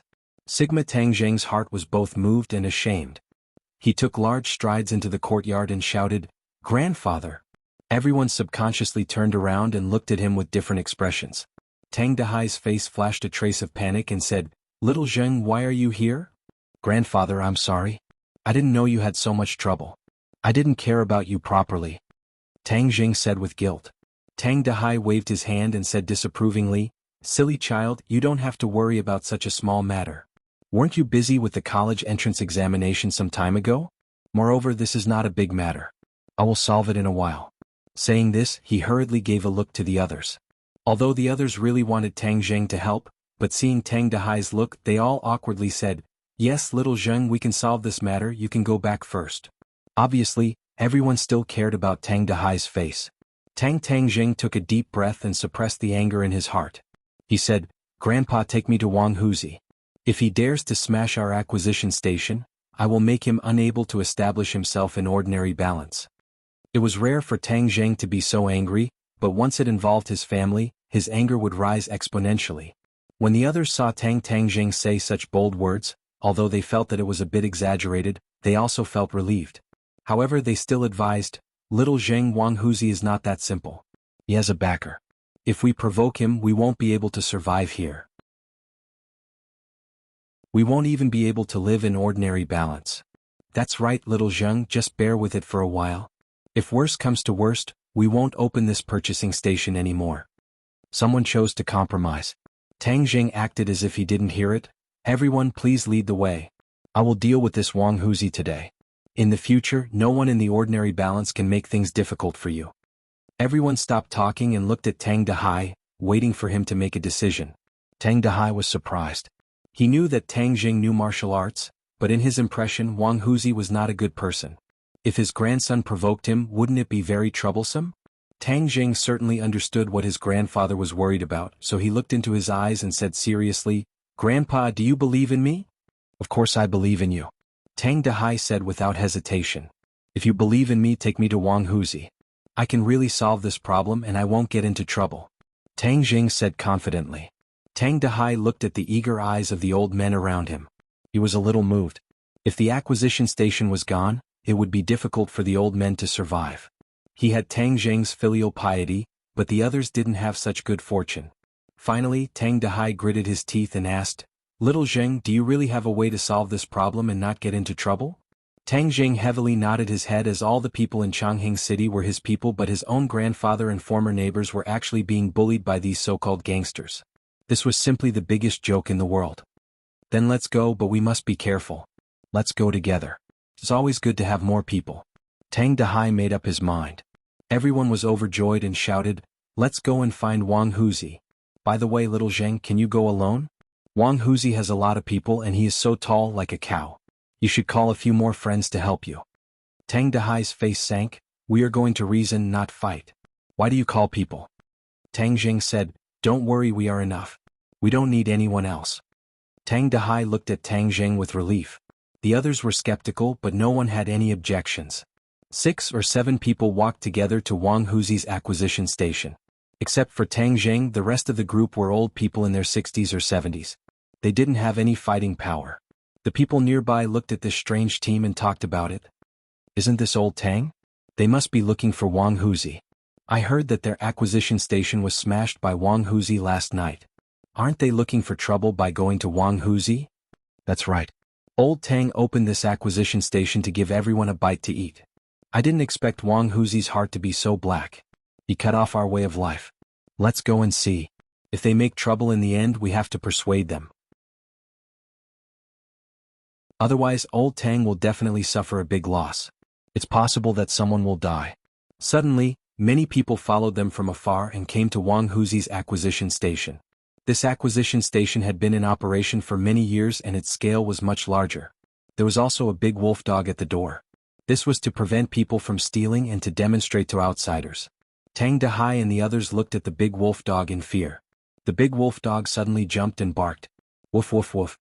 An old man was scared and almost fell to the ground. "Don't be afraid. It's locked. It can't jump over." Someone cheered. The old men didn't feel relieved. Instead, their mood became more dignified. This evil dog seemed to be like its owner. It made people feel fear. "Who made my wolf unhappy?" A roar came from the yard. Everyone recognized this voice. It was Wang Huzi.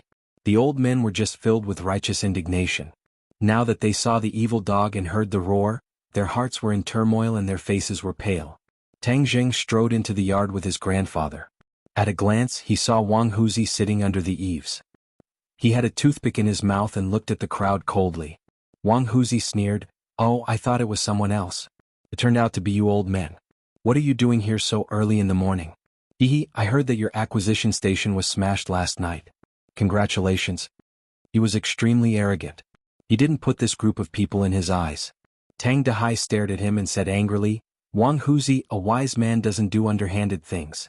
Who did it last night?" Everyone knows. Wang Huzi looked at Tang Dahai contemptuously and said disdainfully, "Why? Do you suspect that I did it? You did it and you dare to deny it." The others said indignantly.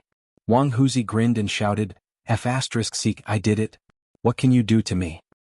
You lawless." Haha, lawless, I like this word. In this piece of land I, Wang Huzi, am the law. If you want to make a living under me you must follow Laozi's rules. Otherwise all of you can scram. I want to see what else you can do if you don't do this. Most of these old men had no children. If they didn't do this, how could they survive? Wang Huzi obviously ate this point, so he was fearless. He became the local tyrant of this piece of land. The old men trembled with anger and shouted, "Wang Huzi, you will die a horrible death. Haha, I will die a horrible death. I see that you old things will die a horrible death. You dare to come to my territory to find trouble. I think you are really tired of living." Everyone was shocked and frightened. They looked at Tang Dahai. Tang Dahai was also very angry. He took a deep breath and said, "Wang Huzi, we are all in the same place. Is it really necessary to be so ruthless? Moreover, you can't earn all the money by yourself. Can't you give us old men a bite to eat? If I give you a meal, who will give me a meal? Moreover, I have a big appetite. If you eat, what will I eat? I want to be hungry. I don't like being hungry." Wang Huzi stood up and walked up angrily. Tang Jing didn't move and didn't speak. Since his grandfather wanted to reason with Wang Huzi, he would let him see clearly that there was no way to communicate with this kind of person. Sure enough, Tang Dahai saw that Wang Huzi was so unreasonable. He couldn't help but be speechless. He came to negotiate, but the other party didn't give him a chance to negotiate. It was clear that they were bullying him. Wang Huzi walked in front of them and looked down at the old men. Puff, he spat out the toothpick and revealed his yellow teeth. "Wang Huzi, are you really unreasonable?" Tang Dahai didn't give up and asked. Wang Huzi contemptuously shouted, "Get lost or I will release the dogs to bite you old men to death." Tang Dahai didn't speak and looked at Tang Jing. Tang Jing understood and took a step forward. He stood in front of the old men and stared at Wang Huzi. Wang Huzi was 1.85 meters tall. Tang Jing had grown 3 centimeters. He was 1.78 meters tall, but he was still shorter than Wang Huzi by half a head. Wang Huzi didn't put Tang Jing in his eyes at all. Instead, he was interested and jokingly said, "Oh, you also brought helpers. A few old farts, quite powerful. But isn't bringing such a brat to die? I will open your eyes." Tang Jing didn't say a word.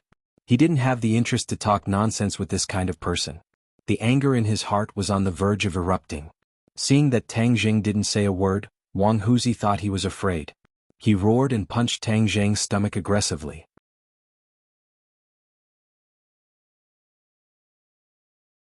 Chapter 187. Seeing Wang Huzi hit him without saying a word, several old men exclaimed, but they couldn't do anything. "Please add." Tang Jing's eyes flashed with a thick killing intent.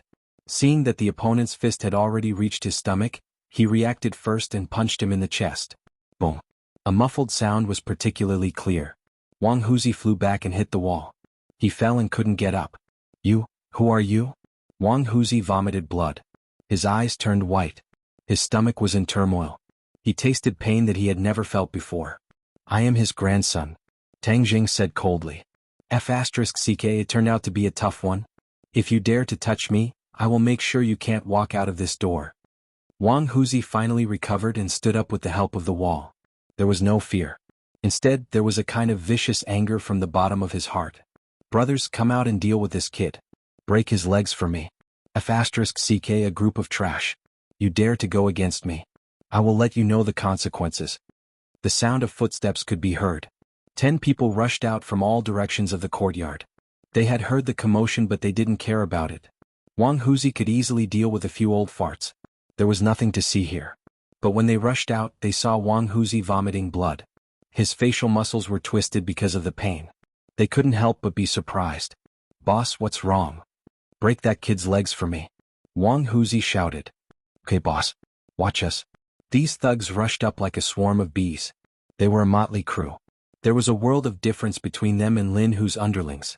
These were the unemployed vagrants of the urban-rural fringe. They were collected by Wang Huzi as a front and thugs. But their fighting power was weak, let alone facing a master like Tang Jing.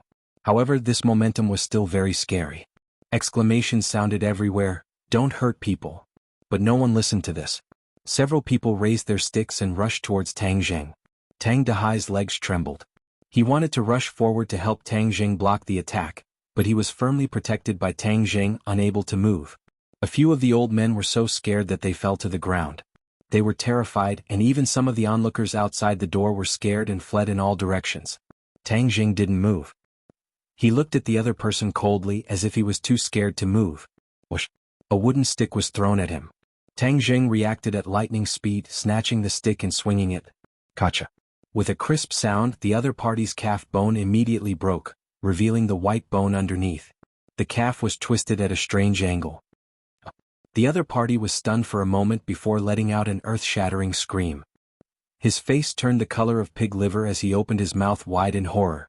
The others were all stunned by this scene. They were dumbstruck.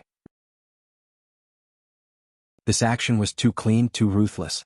Tang Zheng felt that he wasn't ruthless enough. This group of people used their power to bully others. Moreover, they bullied people who lived at the bottom of society. This kind of people were often more despicable and infuriating than those evil people.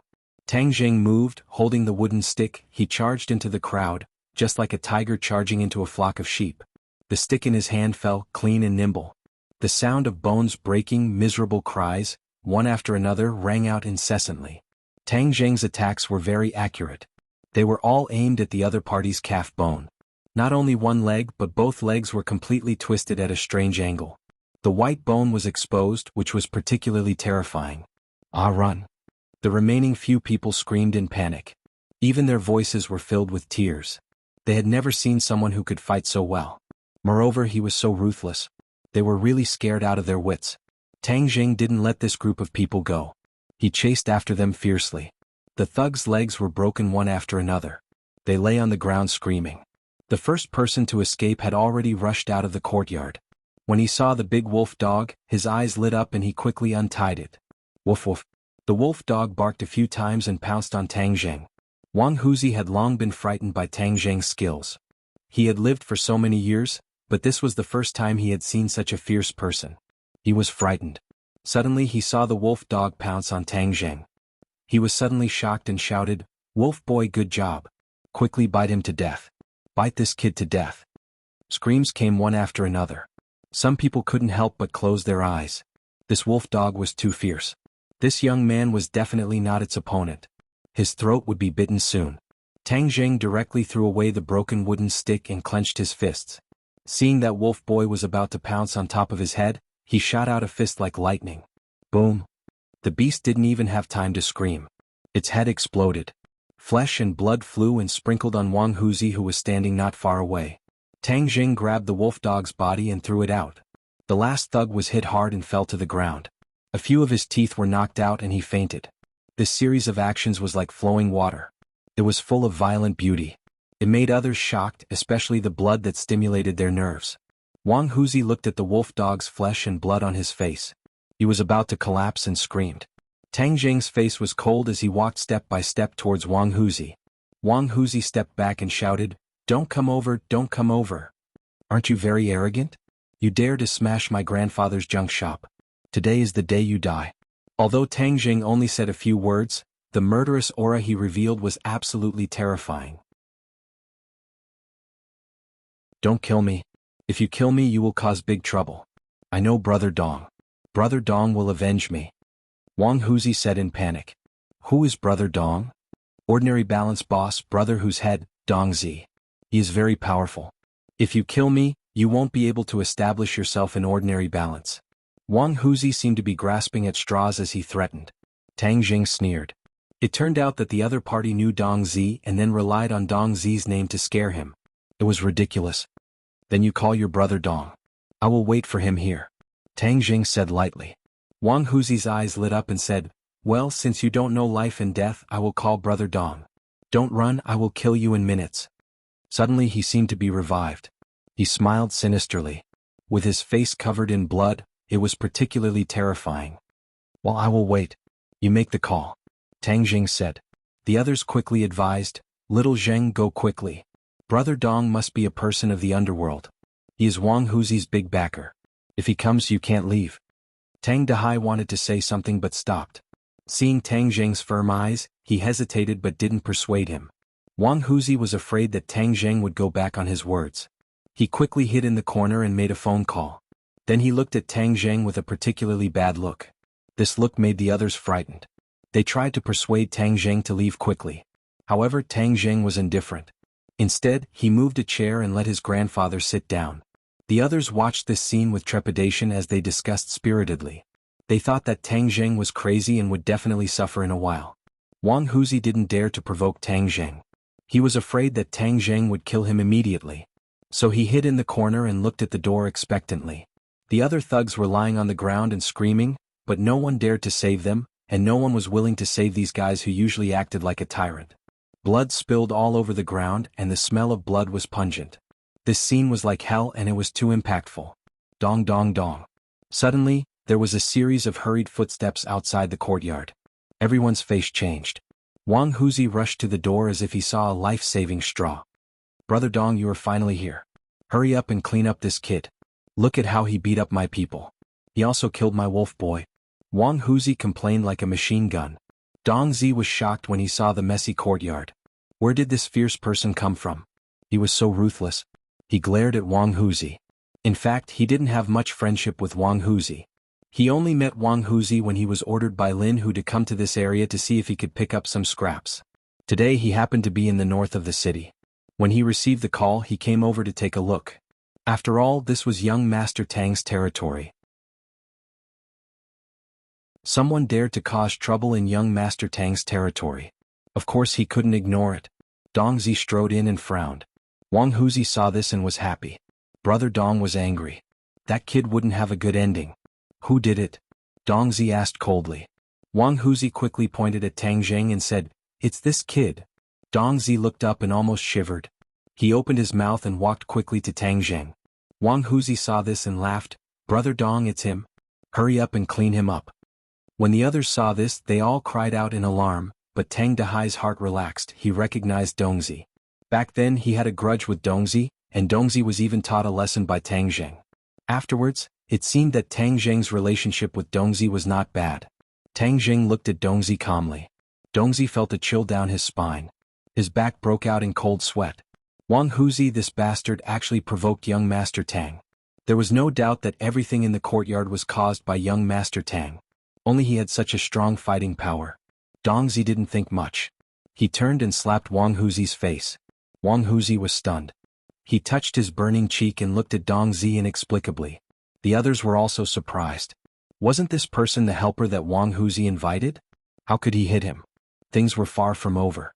Dongzi kicked Wang Huzi's huge body directly to the ground. Wang Huzi's nose hit the ground and blood flowed out. Wang Huzi was at a loss. Brother Dong, you... Dongzi directly interrupted him and continued to step on his body. He was furious. My mother, Wang Huzi, you are fucking blind. You dare to provoke young Master Tang. Do you want to die? If you want to die, I'll help you. Dongzi stepped on Wang Huzi's face. With a crack, Wang Huzi's nose was broken. Wang Huzi screamed like a pig. The others looked at this scene blankly.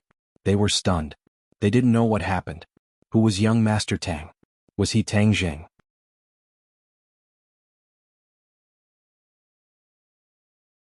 Chapter 188. Everyone looked at Tang Zheng at the same time. The young man looked calm without the slightest fear. It was as if he didn't see this bloody scene. Sogu 360 Soso search download free novel. Suddenly, everyone understood that young Master Tang was Tang Zheng. Tang Dahai sighed and looked at Tang Zheng with some changes in his eyes. He had warned Tang Zheng to keep a distance from the underworld. Now it seemed that the relationship between the two sides was closer. Especially Dongzi's fear towards Tang Zheng that came from the bottom of his heart, it made everything even more obvious. Everyone's look at Tang Zheng changed again and again. At first they were confused, then they were in awe.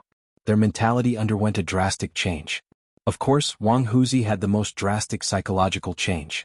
He originally thought that Tang Zheng was insignificant and that he could easily pinch him to death. Now he realized that Tang Zheng was far from being a big character that he could provoke. Even Dong Gu called him young Master Tang. That feeling of awe came from the bottom of his heart. Wang Huzi was afraid.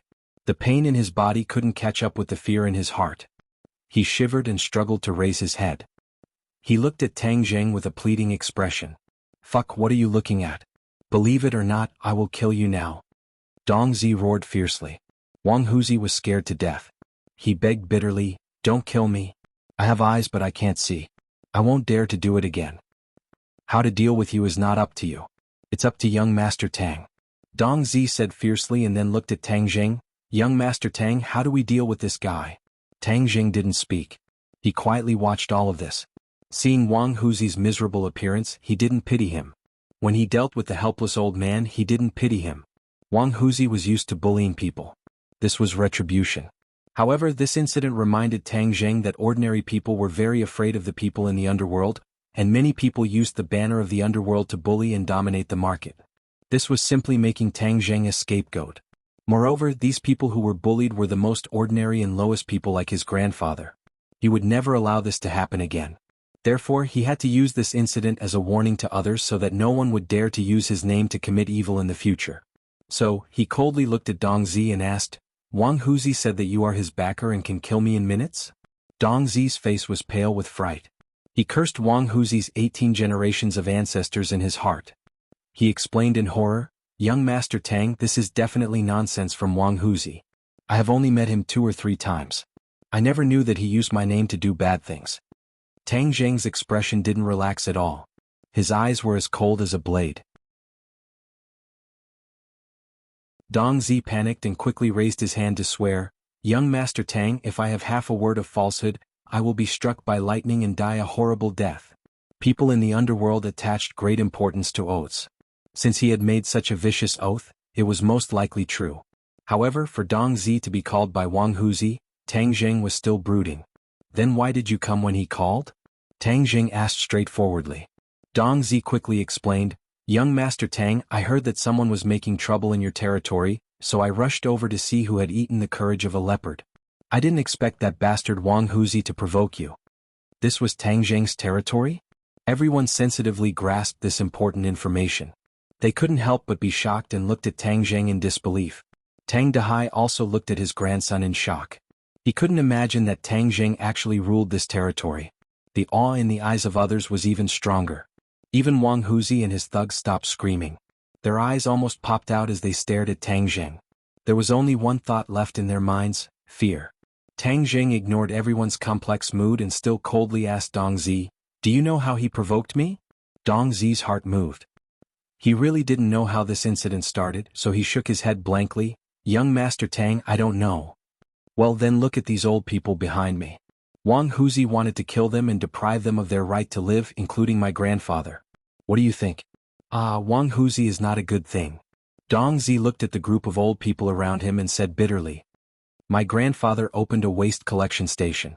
Last night, it was smashed by Wang Huzi. Then he wanted everyone to sell their waste to his collection station. How do you want to deal with this?" Dong Zi said without hesitation, "Young Master Tang, how do you want to deal with it?" Tang Jing looked at Wang Huzi condescendingly and asked, "How do you want to deal with it?" "As long as you don't kill me, I'm willing to do anything." Wang Huzi was scared out of his wits. Dong Zi glanced at the collection station and said, "Young Master Tang, since he smashed your grandfather's collection station, of course he has to compensate. I think we should use this collection station as compensation." This. Wang Huzi was dumbfounded. This collection station was his only means of making money. If it was taken away, what would he do in the future? How could he act like a tyrant? But in order to save his life, he could only grit his teeth and bear the pain. He said, "Then I'll sell it to young Master Tang at a cheaper price. Treat it as my apology for what happened last night." "If *CK you dare to sell it? You dare to let young Master Tang pay for it? Do you *King only think about money? Well, then I will fulfill your wish and kill you." Dong Zi was furious. This Wang Huzi was really stupid. At this time he still dared to ask for money. How could Dong Zi not be angry? He could see that young Master Tang's eyes were gradually turning cold. Wang Huzi was shocked. It turned out that the other party wanted him to give away the collection station for free. This way he would lose a lot of money. He didn't have time to think as his stomach was kicked by Dong Zi. Like a dead dog, he rolled to the corner and let out a scream. At this moment he finally realized the fear of death. He quickly shouted, I'll give the collection station to young Master Tang. I beg young Master Tang to let me live." Tang Jing corrected him, "It's not giving, it's compensation.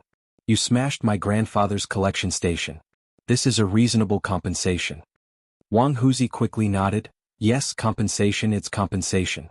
I'll compensate the old man. The others looked at Tang Dahai enviously. This collection station could easily earn millions of dollars a year and it was sustainable. This was an unimaginable amount of wealth for the people who lived at the bottom for a long time. Moreover, with Tang Dahai's character, he would never give everyone a chance to live like Wang Huzi. In the future, the waste could be sold at a good price and everyone could make money to improve their lives. So many people have begun to think about how to curry favor with Tang Dahai. Human nature was like this.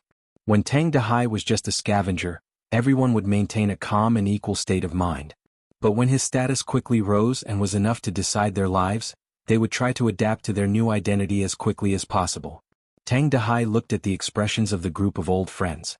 How could he not understand this change? For a while he couldn't adapt to it. He said to Tang Jing, "Little Zheng, come here." "Grandpa, what's the matter?" Tang Dahai walked to the corner and said, "Come here, I have something to say to you." Tang Jing nodded and walked over. Tang Dahai said seriously, "Little Zheng, are you really going to take Wang Huzi's collection station?" "Why not?" Tang Jing asked. "But it's his after all. If we take it away, what will others think of us?" Tang Dahai asked with a sad face. Tang Jing understood his grandfather's worries. He was still too kind. Even if Wang Huzi did so many excessive things, he still didn't really want to retaliate against him. Tang Jing didn't agree with this view. This was the difference between the two generations. For many things, Tang Jing already had his own opinions. Although some practices were not approved by Tang Dahai, Tang Jing knew that this was the most beneficial way for him. Tang Jing had a brainwave. He hoped that this incident would let his grandfather gradually understand his attitude and accept his way of doing things. Grandpa, Wang Huzi has been bullying the market for years. Everyone complained, but they didn't dare to say anything. Isn't the collection station also for everyone's benefit? Since Wang Huzi has harmed everyone's interests, why can't you replace him? Replace? Tang Dahai looked at him suspiciously. Yes, Grandpa, you can manage this collection station. Then everyone's interests can be protected. Grandpa, didn't you open the collection station for everyone's benefit? Now you have a better opportunity. You can also fight for more benefits for everyone. Isn't this what Grandpa wants? Everyone will be grateful to you. Why not? Tang Jing analyzed. Tang Dahai really wanted to fight for everyone's benefits and let everyone live a better life. This was his wish. Tang Jing's words undoubtedly moved him. Grandpa, they will be happy because of this matter. You will be happy too. It's the best of both worlds. Tang Jing continued to persuade. Tang Dahai looked back at the group of old men and said, "Is this really good?" Tang Jing quickly said, "Of course it's good. Grandpa, you don't have to hesitate anymore. Moreover, we don't rely on this collection station to make money, so we can let them earn more and live a better life. This is a good thing." "Well, I promise you. But what are you going to do with Wang Huzi and the others?" Tang Dahai asked again. "You're not really going to kill them, are you?" "Of course not. I'm not a murderer.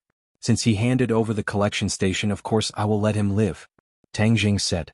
Tang Dahai breathed a sigh of relief and said, "Little Zheng, what you did just now really scared me. I thought you would kill him." Tang Jing smiled and said, "How can I kill someone in front of everyone? Just now he really had the intention to kill. After all, Wang Huzi's actions towards Grandpa were unforgivable. But after thinking about it, not everything in this world needs to be solved by killing." Tang Dahai heard this and finally felt relieved. He smiled and said, "Then do as you wish." Tang Jing turned and walked towards Wang Huzi. Wang Huzi was lying on the ground. He was so scared that he couldn't stand up.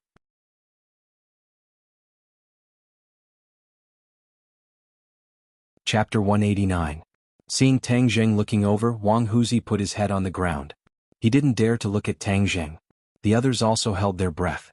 Their hearts were in their throats. They didn't know how Tang Jing would deal with Wang Huzi. "Wang Huzi, I always keep my words. Since you promised to compensate my grandfather, I will certainly let you live. But before you leave, you have to apologize to these elders. If your attitude is not correct, I don't mind teaching you a lesson." Tang Jing said slowly. Wang Huzi was pardoned. He quickly knelt on the ground and kowtowed to the elders. "Elders, Wang Huzi was possessed. I'm not a good person. I beg you to let me live. I will not dare to do it again." The elders looked at each other. They used to be inferior to Wang Huzi. They were angry, but they didn't dare to say anything. They never thought that Wang Huzi would kowtow to them and beg for mercy. They couldn't help but feel that everything was like a dream. It was too unreal. The elders subconsciously looked at Tang Zheng. All of this was his credit. Everyone was basking in his light. They thought that Tang Zheng was taking a risk. Now they found out that he was full of confidence and didn't put Wang Huzi in his eyes. They couldn't help but have mixed feelings. Why didn't they have old Tang's luck to raise such a capable grandson? Uptak, however, they were still at a loss. They didn't know how to respond to Wang Huzi's pleas for mercy. So they subconsciously looked at Tang Dahai. Unconsciously, Tang Dahai had become the backbone of this group of elders. Tang Dahai saw the thoughts of the old men and shook his head helplessly. He gradually accepted the change in his identity. He looked at Wang Huzi and said, "Wang Huzi, today we will let you go. I hope you can turn over a new leaf. Don't bully people again. Otherwise you will end up worse than today." Wang Huzi didn't have any thoughts of resistance. He quickly kowtowed, "Thank you, elder. I will remember it. I won't dare to do it again." Tang Dahai nodded to Tang Zheng. Tang Zheng understood and said, "Wang Huzi, get out of ordinary balance today. If I see you in ordinary balance again, the consequences will be serious." "Yes, young Master Tang. I'll leave now." Wang Huzi was relieved as if he was fished out of the water. His clothes were completely soaked. He listlessly got up and ran out of the door. "Wait a minute. Take your lackeys away." Tang Zheng pointed at the thugs on the ground. "Yes, I'll take him away immediately. I'll disappear immediately." Wang Huzi couldn't care less about the pain. He helped the wounded up, but their legs were basically broken and they couldn't stand. However, the group of people didn't stop. Instead, they couldn't wait to crawl out of the courtyard. After a while, Wang Huzi and his group disappeared. The courtyard was quiet in an instant. Only the blood on the ground and the corpses of the dogs reminded them of what had just happened. Dongzi looked at Tang Zheng anxiously. He had suffered an unexpected calamity this time and did not know what kind of punishment he would face. "Young Master Tang, Dongzi asked while trembling with fear. Tang Zheng waved his hand and motioned him to stop. Then he turned to the crowd and the elders and said, "Everyone, from now on, this junk shop belongs to my grandfather. Now let's invite him to say a few words." After he finished, he took the lead and applauded. Dongzi and the others immediately used all their strength and clapped their hands. The others also looked at Tang Dahai with a smile. "Old Tang, from now on, everyone will follow you for a living. Say a few words." A few of the old men cheered. Tang Dahai quickly waved his hand and said, "How can I speak?" Tang Zheng encouraged him, "Grandpa, you can speak casually. Don't be nervous." Looking at his grandson's encouraging eyes, Tang Dahai certainly understood his good intentions. He took a deep breath and suppressed the excitement in his heart. He said, "Well, then I'll just say a few words. Today's matter is far from what I expected. Fortunately, there is no Wang Huzi, this evil man, in the future. The acquisition station is not only mine but everyone's. From now on, I will buy your things at the most fair price. In the future, the lives of the old men will be improved to a certain extent. I, Tang Dahai, have worked hard for most of my life. I understand the bitterness of everyone, so this is a small matter that I can do." When the crowd heard this, they were silent. Many of the old men felt the same way. Their eyes were moist. It was really not easy for them. "Old Tang, we believe in you. Thank you for your grandson." Suddenly the crowd shouted excitedly. A wave of gratitude came one after another. "This is what we should do." Tang Dahai quickly waved his hand embarrassedly, but his face finally rippled with a smile. He was very proud. Tang Zheng also smiled. His grandfather had his own goal in life and would not be bored. Moreover, this junk shop was bound to be prosperous and no one would come to find trouble. Everyone was also clear about this point, so they were confident and cheered. "Grandpa, everyone, you are busy. I will go back first."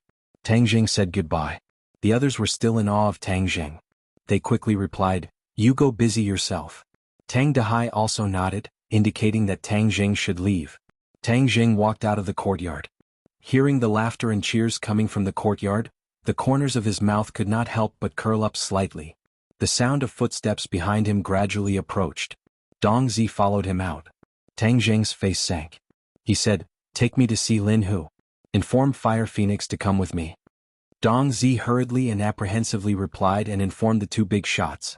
Half an hour later at Xingshi Bar, Tang Jing, Lin Hu and Fire Phoenix sat in the office.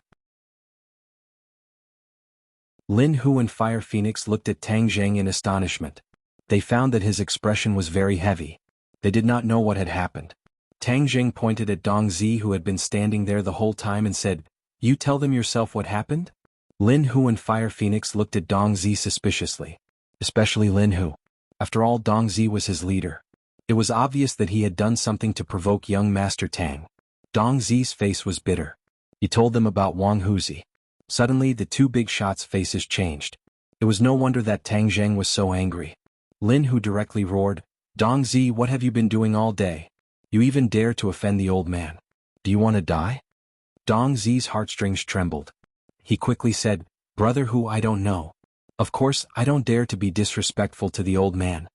Fire Phoenix persuaded, Brother Hu, calm down. There must be something hidden in this. Tang Zheng coldly snorted and said, Dong Zi really doesn't know about this matter. But from this matter, didn't you find out anything? This. Lin Hu and Fire Phoenix looked at each other. They really couldn't understand Tang Zheng's thoughts. Lin Hu had been with Tang Zheng for a longer time. He thought for a moment and asked, Young Master Tang means that we can't bully the weak? Tang Zheng looked at him with admiration and said, It's true that we are people of the underworld, but do people of the underworld have to bully and dominate the market and bully the weak as the strong? Is there a sense of accomplishment? Fire Phoenix gradually understood the situation and said, Young Master Tang is kind. We admire him. In fact, most of the time, we are in two different worlds from ordinary people. We don't provoke each other. Is that so? But why do I see it differently? People of the underworld seem to be strong. It's not difficult to explain why ordinary people are so prejudiced against us. They think that we are a group of bad people who can't distinguish right from wrong. Tang Jing said coldly. This was the point of view of ordinary people. Tang Jing also used to have this point of view. This point of view was not taught by anyone. It was like a social consensus. But the more Tang Jing interacted with people of the underworld, the more he understood that they were no different from ordinary people. So why did it become like this? Tang Jing believed that this was caused by a long-time deep-rooted impression. Tang Jing was not a person of the underworld before, so he naturally didn't care about this matter. But now he was the leader of the ordinary balance underworld. He naturally had the responsibility and obligation to care about this group's image. Why couldn't the image of the underworld be changed? Why did it have to be an unpardonably evil person? He had to change all of this. Moreover, he had the ability to do so now. This point was something that Lin Hu and Fire Phoenix, who had been in the underworld for decades, didn't think about. In their impression, they seemed to have accepted this fixed image. But Tang Zheng, who had received traditional education from a young age and was carefully taught by his grandfather, clearly didn't agree with this point. When Lin Hu and Fire Phoenix heard Tang Zheng's question, they both went silent. They thought about this question that they had always taken for granted. Young Master Tang, what do you mean? What I mean is very simple. We need to change this fixed image. Tang Jing said without any doubt.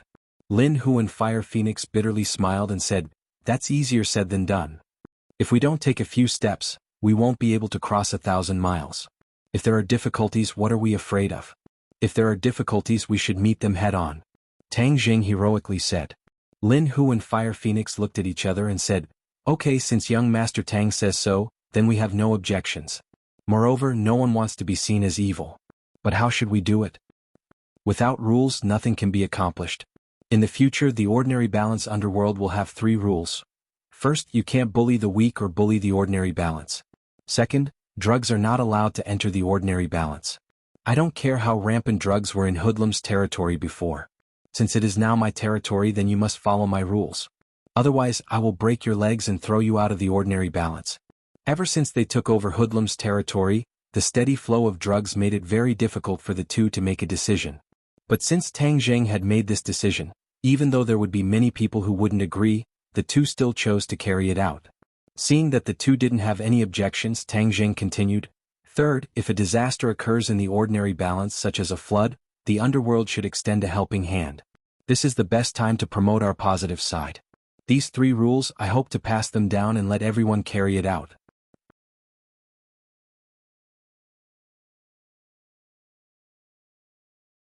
Chapter 190. Hearing these 3 rules, Lin Hu and Fire Phoenix sighed at Tang Zheng's determination, but they did not refute it and passed it on. Fairy Search, novel download free novel. The atmosphere of Changheng's underworld changed, and many people could feel this subtle change. Changheng's law and order situation was much better, and the original situation of a few hooligans dominating the market had disappeared. Furthermore, there were a few cases of those who bullied the weak being taught a lesson. However, this was not something that could be done overnight and had to be done step by step. Tang Dehai specifically asked about Tang Zheng's relationship with the underworld, and Tang Zheng answered truthfully, and also mentioned his 3 rules. The old man originally wanted to persuade him, but found that there was no need. Tang Zheng grasped the situation accurately, and did not disappoint his expectations. Taking advantage of the exam marking time, Tang Zheng and Fang Shishir stepped up their cultivation, desperately absorbing the spiritual energy in the spirit stones and turning it into their own qi. With the guidance of a master like Tian Chanzi, Fang Shishir's progress was lightning fast, and was almost at the 2nd grade refining qi. Tang Zheng's progress was even greater than Fang Shishir's, and was already at the threshold of the 8th grade refining qi. At this moment he was gathering his qi to break through. Fang Shishir, Celestial Centipede, and Tian Chanzi were all at his side to protect him, preventing others from disturbing him. Tang Zheng's eyes were closed, and his hands were holding a spirit stone the size of a fist. The crystal-clear spirit stone's luster was slowly dimming, and a large amount of spiritual energy was quickly absorbed into his body, and turned into qi. The qi in his 9 main meridians had already risen to 7 inches and 9 parts. Kacha. Suddenly the spirit stone's luster completely disappeared and turned into dust. Tang Zheng quickly grabbed the other 2 spirit stones and did the same. Tian Chanzi praised and said, "This kid's cultivation speed is really abnormal. Others need to spend years to reach this level and he completed it in a few months." Fang Shishir's eyes were full of worship and joy, and she was even happier than when she broke through. Tang Zheng consumed 6 spirit stones in a row, and his qi actually seeped out of his body, forming a strange energy on the surface of his body. Boom. Suddenly this strange energy ignited, and turned into a light purple 1st grade true fire. Boom! A sound like roasting meat was heard, and Tang Zheng's body emitted a green smoke, and was quickly swallowed by the 1st grade true fire.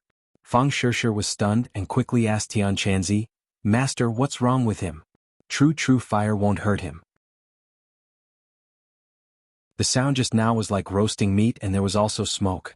Tian Chanzi's pupils shrank and he stared straight at Tang Zheng and muttered to himself, "Strange, his situation is unheard of. The role of true fire is to quench pills, but at this moment his body is like a pill, and the true fire is quenching his body. Will there be any danger?" This was the question Fang Shishir was most concerned about. Tian Chanzi's face showed difficulty and he really couldn't figure out the trick. "Disciple, you don't have to worry, this kid is not human and can't be judged by common sense. Let's wait and see." Fang Shishir curled her lips. "Master, you're not allowed to say that he's not human, he's just cultivating too fast." Tian Chanzi didn't tell her that Tang Zheng was different from ordinary people, but for the scene in front of him, he was really curious, and wanted to see what Tang Zheng would become in the end. Buzz. The true fire burned more and more fiercely, and gradually turned from light purple to purple. Tian Chanzi sucked in a breath of cold air and exclaimed, "2nd grade true fire, his true fire has actually changed. Doesn't that mean he'll be even better at alchemy in the future?" Fang Shishir was overjoyed. Tian Chanzi nodded. Of course, the higher the quality of the true fire, the more beneficial it is for refining the medicinal properties of the raw materials. This kid was simply born for alchemy. Fang Shishir's mouth hooked up, and a look of excitement appeared on her face, but suddenly her face changed because the clothes that were originally protected by true qi were also burning, and soon many holes appeared on Tang Zheng's clothes. Why are his clothes burning?" Fang Shishir cried out involuntarily. Tian Chanzi was not surprised. He's attacking the entrance and can't be distracted to protect his clothes, of course they'll be ignited by the true fire. Then won't he become naked in a moment? Fang Shishir's heart moved, seeing Tian Chanzi staring at Tang Zheng who was about to become naked, so she quickly pushed Tian Chanzi out of the room. Tian Chanzi shouted, "Hey disciple, what are you doing?" "Master, quickly go out." "Why should I go out? This kid is so strange, I want to watch him, such a spectacle can only be encountered by chance." Tian Chanzi said excitedly. No, quickly go out." Seeing Tang Zheng was only left with a pair of underpants, Fang Shishir's cheeks turned red, and she suddenly shut Tian Chanzi out. Tian Chanzi angrily stamped his feet. "Disciple, what are you doing? I'm your master." Fang Shishir looked at Tang Zheng whose underpants had already turned to ashes and she pouted, "I want to see him like this, even master can't, this is my privilege." Saying this she couldn't help but look below Tang Zheng. That thing actually stood up, it was so embarrassing. "You're not honest even when you're practicing, humph." Her face was crimson red and she fiercely glared at him. Of course she didn't know that at this moment, Tang Zheng's body was filled with true qi, and every meridian was no exception, so he was so excited. The true fire burned more and more fiercely, already burning his skin. In a moment, he turned into a bright red soldering iron, blue smoke coming out. His face unexpectedly showed a painful expression, his facial muscles twisted, and his mouth issued a vague cry of pain. Fang Shishir was shocked. What was going on? Why was he in so much pain? She subconsciously reached out to touch Tang Zheng, but as soon as she touched his body, she was immediately blocked by the blazing true fire. What's going on? Why do I feel that the true qi in the room is fluctuating so violently? Tian Chanzi suspiciously asked outside the door. Master, his body has become very red, just like a soldering iron, and he looks like he's in pain. What should I do? Fang Shishir anxiously asked. Bah. Please recommend.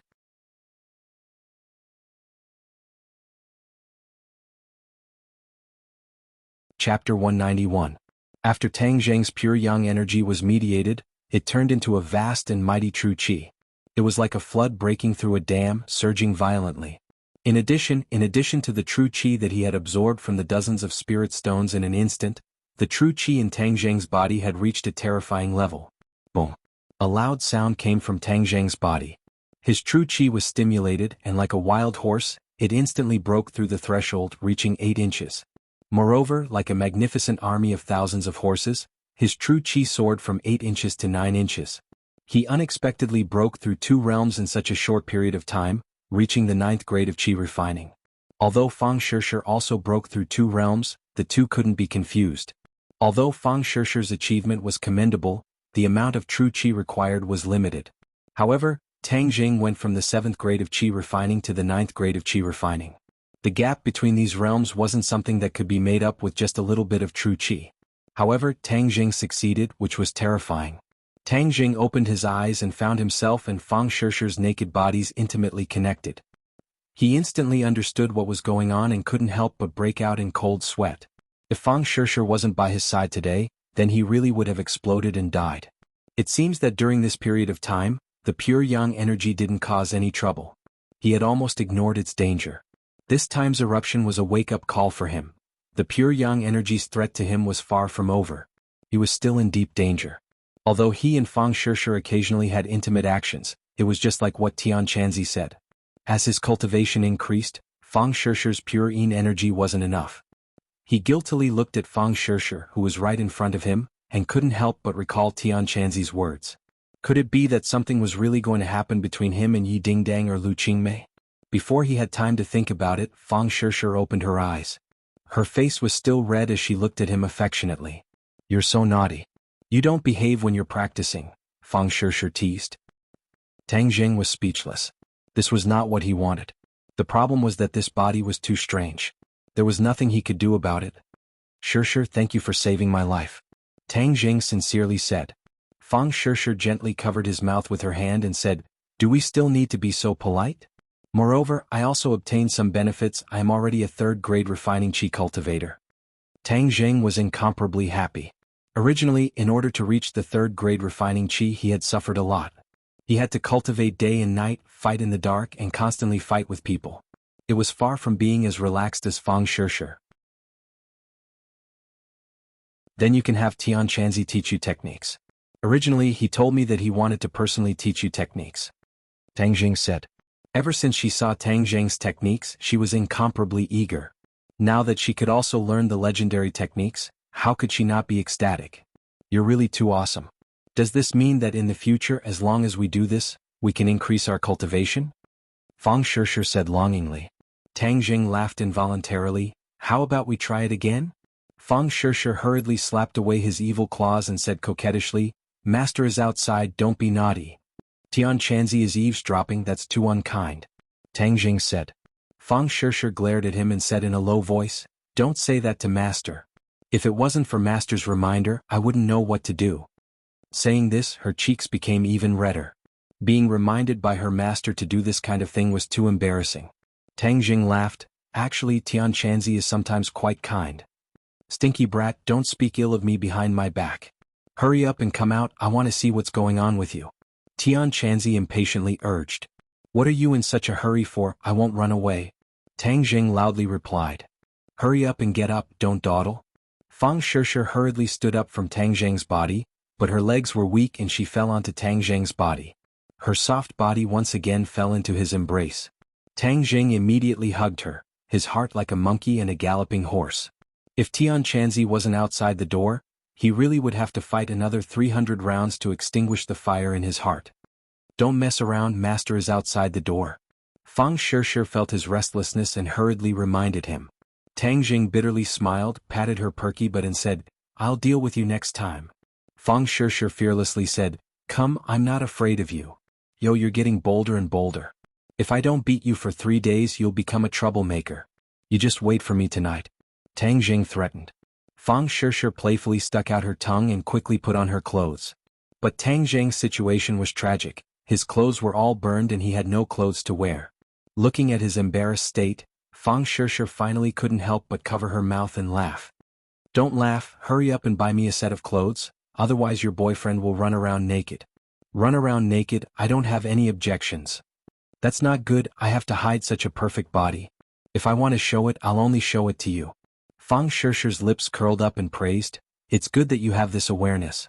I'll reward you tonight, I'll go buy you clothes. Remember to buy underwear. Tang Jing reminded. I know. Fang Shirshir didn't even look back as she left the room. Tian Chanzi's figure flashed as he walked in.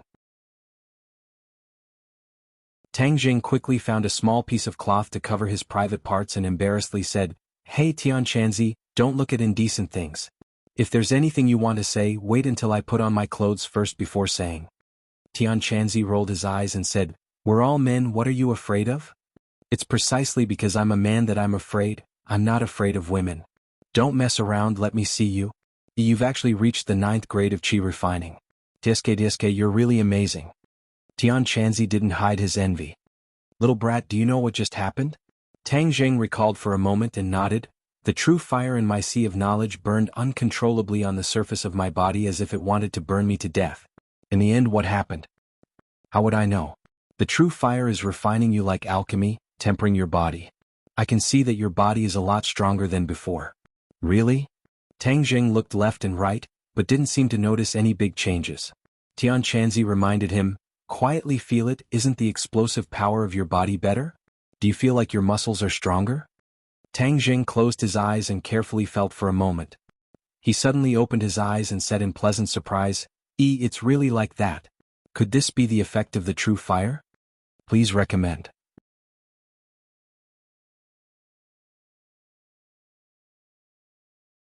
Chapter 192. Feng Yong gasped for breath and said, Boss, you still don't know your college entrance exam results? Tang Jing suspiciously said, Of course I don't know. What happened? Hurry up and tell me. Feng Yong laughed, Haha, that means I'm the first one to tell you. It seems like I'm quite competent as your little brother. Don't keep me in suspense. Tang Jing urged. Feng Yong took a deep breath and said, Boss, listen carefully. The shocking dark horse is you. Tang Jing's heart moved. He was still very confident in his exam. Thus he calmly said, Then how many points did I get? 740 points. Our province has never had anyone get such a high score in all these years. You only lost 10 points. This is a true top student. Feng Yong used a tone that could only be looked up to and sighed. Tang Jing secretly sighed. He was full of confidence but he still lost 10 points. It seems like there was still something he overlooked. Boss, why aren't you saying anything? Are you too excited? Seeing that Tang Jing did not react for a long time, Feng Yong excitedly asked. Not excited. It's a bit of a pity. Tang Jing honestly said. Feng Yong shouted, Boss, are you going to let us go or not? He's alive. You're the top scorer and with such a terrifying score. If you still feel pity, then how can you let others live? Don't stop me, I'm going to jump off a building. Tang Jing laughed and said, Don't just talk about me. How did you do? Feng Yong laughed and said, Not bad. In short, going to a normal university in Beijing is not a problem. My dad doesn't need to give money to the school. Congratulations. Boss, this is all thanks to you. If I didn't meet you, I would definitely have done very poorly. Feng Yong sincerely said. Without a doubt, Tang Jing's appearance changed the trajectory of his life. Moreover, this kind of life was developing in a better direction. Now, not only was he learning and improving rapidly, he was even practicing martial arts. In the future he would definitely become a martial artist, and that would be a different kind of life. Fang Shishir also heard Feng Yong's loud voice. She happily looked at Tang Zheng and congratulated him. "I knew you could do it. You will amaze the world with a single brilliant feat. Let those who look down on you see that you are the best in the world." She held his hand and rested her head on his shoulder. "Boss, is sister-in-law with you?" I heard her voice. Feng Yong asked. Fang Shishir took the phone and said, "Feng Yong, congratulations." "Thank you, sister-in-law." "Oh, I'm really sorry, sister-in-law. I've disturbed you too," Feng Yong said with an evil smile. Fang Shishir blushed slightly. "Sister-in-law, I have another piece of good news for you. You're our province's second place with 705 points. Congratulations, sister-in-law," Feng Yong said. Fang Shishir made an "oh" sound. She did not show too much surprise. Feng Yong was shocked and said with grievance, "Sister-in-law, why do you have the same reaction as boss? You're not excited at all. You two are really family." Fang Shishir smiled but did not explain. She only cared about Tang Zheng. She was not that happy about her own results. Tang Zheng, on the other hand, was very happy. He hugged her tightly and kissed her forehead, saying, "Congratulations." Fang Shishir looked up and sweetly smiled. "Hey boss, sister-in-law, don't be so intimate. I have even more shocking news. This time the top 3 in the province are all from our school. Guess who is the third place?" Feng Yong pretended to be mysterious and asked, "Who is it?" "You can guess, but I guarantee that you won't be able to guess." Fang Shishir thought for a moment and said a name. This was the top student in Pengcheng International School who was second only to her. "No, I'll tell you the answer. Otherwise you won't be able to guess. If I didn't confirm it again and again, I wouldn't have believed this result." Feng Yong sighed. "Hurry up and say it. Don't dawdle. Then listen carefully. The third place is our class's Takashi Takashi." "Takashi Takashi?" Tang Zheng was shocked. How could it be him? "Boss, you had the same reaction as me. I'm afraid that this is also everyone's reaction. I've been in the same class as Takashi Takashi for 3 years. I know his background too well. His grades have always been at the bottom of the grade and he never made much progress. No one would have thought that he would score so high. This is not a normal performance. This is heaven-defying," Feng Yong exclaimed. Tang Zheng shook his head. He really couldn't figure out this matter. Tang Zheng was able to become the top scorer in the exam not only because he had a good foundation before, but also because after he became a cultivator, his comprehension ability and almost photographic memory consolidated his strength, so it was not too surprising. But Takashi Takashi was different. His grades for 3 years were at the bottom. Now that he soared to the top, it was too abnormal. Moreover, if it was said that he had been hiding, then he had been hiding for 3 years. This kind of endurance was simply unimaginable for a teenager. The key point was that from Tang Zheng's contact with Takashi Takashi these days, Takashi Takashi was definitely not a person who was good at enduring. There must be a demon behind this abnormality. Moreover, Takashi Takashi once had a conflict with Tang Zheng. This point couldn't help but arouse his attention. "Is there anything suspicious about Takashi Takashi these past few years?" Tang Zheng asked in a deep voice. Feng Yong recalled Takashi Takashi's actions in the past 3 years and said, since the beginning of the first year of high school, he relied on his height and strength to bully his classmates. If there's anything unusual about him, it was a little bit before the college entrance exam. During this time he stopped bullying people and sat in his seat all day. He also didn't wander around like before. However, I always thought that he became like this because he was afraid of boss. Tang Zheng had indeed noticed Takashi Takashi's abnormality. However, he and Feng Yong both thought that the other party was afraid of him. But now Tang Zheng felt that it might not be the reason. However, he couldn't figure out the reason, so he could only temporarily put down this doubt. Both sides had just hung up when Tang Zheng's cell phone rang again. This time it was Lu Qingmei. She couldn't hide her excitement as she said, "Tang Zheng, you really gave me a big surprise. You're the provincial champion." Tang Zheng laughed and said, "Didn't you always want me to perform normally? This is your normal performance. You really tricked me. You don't know what other people look like when they find out your results. I really want to laugh when I see the other teachers look like they've seen a ghost." Lu Qingmei couldn't help but laugh. "This is all thanks to Teacher Lu's guidance. Don't talk nonsense with me. Is Fang Shishir by your side?" Lu Qingmei didn't hear him call her sister Mei, so she guessed. "Yes. You two quickly come to school. The principal and the leader of the Education Bureau want to see you.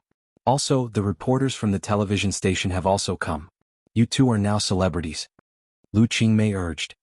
There's no need to be so exaggerated. Tang Jing couldn't help but laugh. You're not exaggerated enough. Your score is too abnormal. It's hard not to attract people's attention. When you handed in the exam so early, I almost suspected that you knew the exam in advance. Lu Qingmei joked. Tang Jing was helpless. He looked at Fang Shishir and said, Let's go. We're going to school. Tian Chanzi heard the two's conversation at the door and said, Brat, don't blame me for not reminding you. You're a cultivator. It's not suitable for you to attract too much attention. After all, there's still no news from the martial organization. Be careful not to attract too much trouble. Tang Jing's heart moved. He solemnly nodded and said, I know. I'll act according to the circumstances. When the two of them arrived at the school, there were already quite a few students there. It was clear that everyone knew of Tang Jing's score and looked at him from afar. Their eyes no longer held any disdain, but were filled with undisguised envy and jealousy. Tang Jing was really unprecedented this time. Most likely there would be no one like him in the future. More importantly, his girlfriend was not only the school's most beautiful girl, but also the third most beautiful girl. Who said that being in love would affect one's studies. They were a model couple who could be in love and study at the same time. In short, he had already become a legend. Feeling those fiery gazes, Tang Jing and Fang Shishir remained calm and collected. They looked at each other and their fingers clasped even tighter.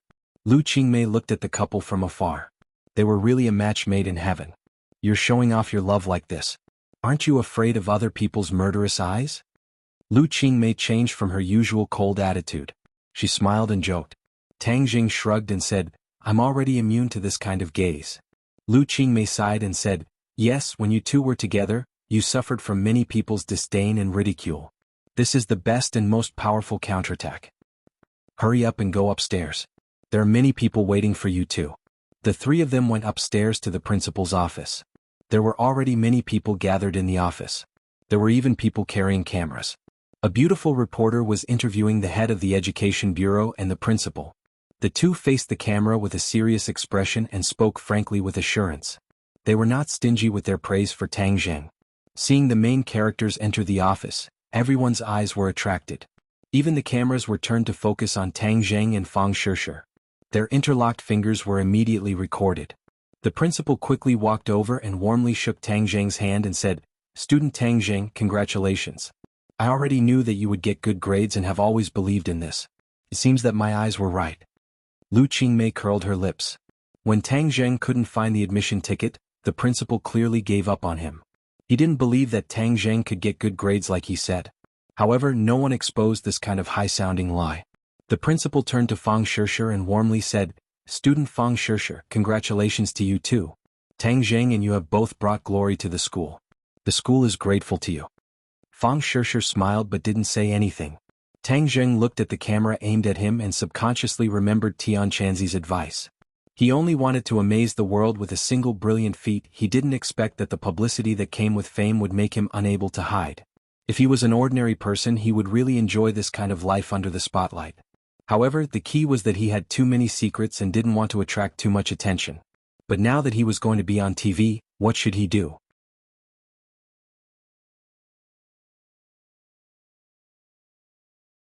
Chapter 193. The beautiful reporter sized up Tang Jing with her pair of eyes. This young man was actually the super fierce person who had taken the exam for 740 people. It was really unbelievable. Free novel portal. Moreover, seeing him holding hands with such a beautiful girl, her interest was greatly increased. Her mind was already imagining countless hot topics that could ignite public opinion. She excitedly handed over the microphone and interviewed, Two students, congratulations. May I ask how you are feeling now? Is there anything you want to say? I'm not in the mood and I don't have anything to say. Tang Jing lightly said, frowning at the camera, and asked, Can you turn off the camera? Everyone was stunned. How could there be nothing to say? Shouldn't they be excited and incoherent at this time? Saying some high-sounding words like thanking their parents, thanking the school and so on. Seeing this, the principal revealed an amiable smile and hurriedly comforted them. You may not be used to facing the camera for the first time. Don't be nervous. Take a deep breath and slowly relax. Just act as usual. Lu Qingmei poked Tang Zheng's back and whispered, "This is a good opportunity to promote you. Don't waste it." Tang Zheng was only 8 years old and didn't like publicity. He wanted to keep a low profile, so he said bluntly, "I don't know why you called us here?" The director of the Municipal Education Bureau strode over with a big belly.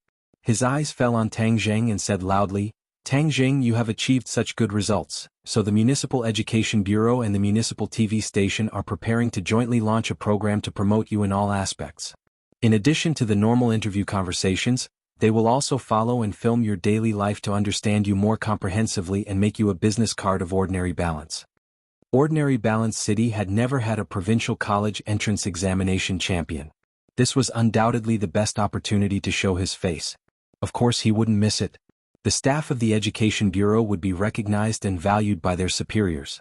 Especially him, the director of the Education Bureau, could add a lot of color to his official career. Otherwise, he wouldn't have come so quickly and specially brought a television staff to accompany him. Tang Zheng ignored the other party's little scheme and refused without hesitation. "I'm sorry, I refuse to accept all of this." The bureau chief looked at Tang Zheng in disbelief and asked blankly, "Why did you refuse? This is a great opportunity for you to become famous." "I don't like being famous," Tang Zheng said bluntly. "This is something that many people dream of. You can't waste such an opportunity. I heard that your family conditions aren't good.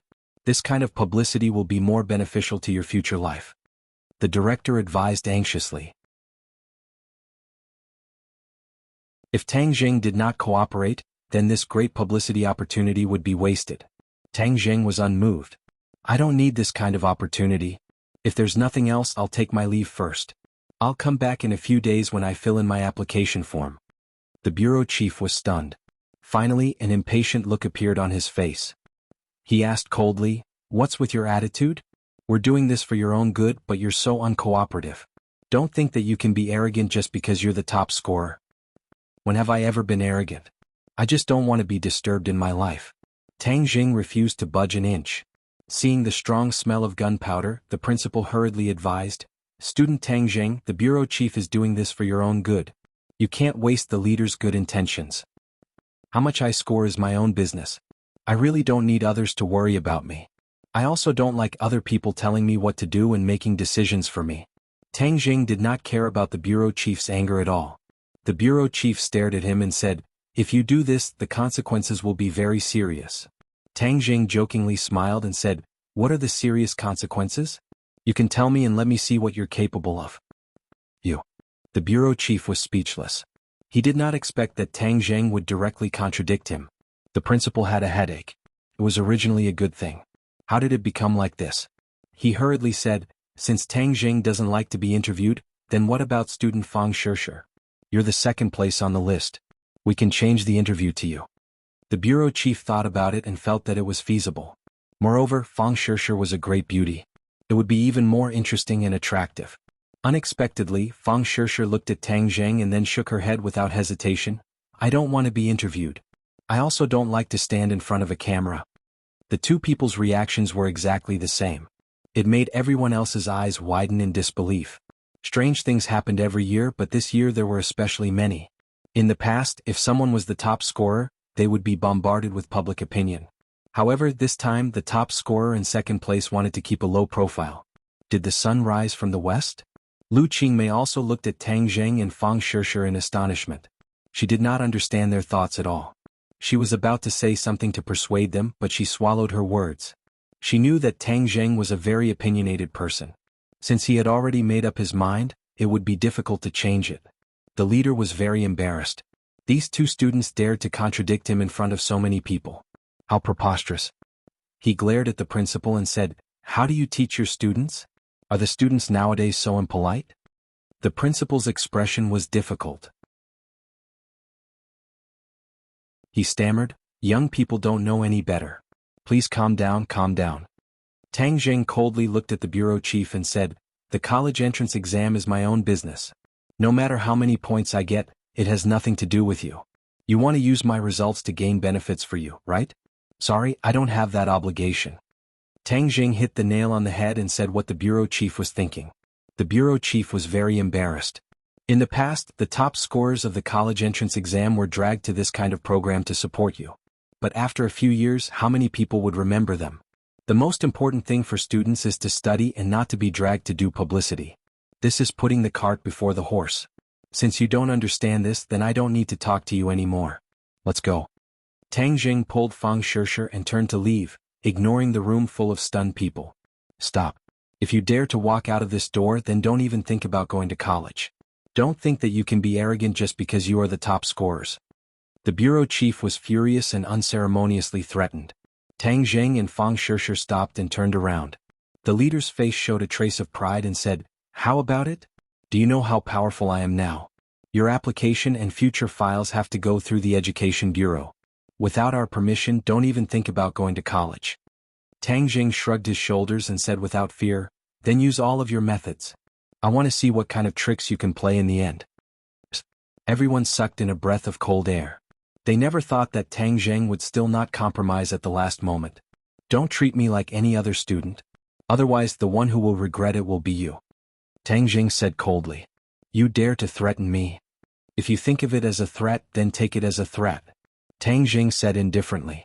Was this something a high school student should say? Of course not.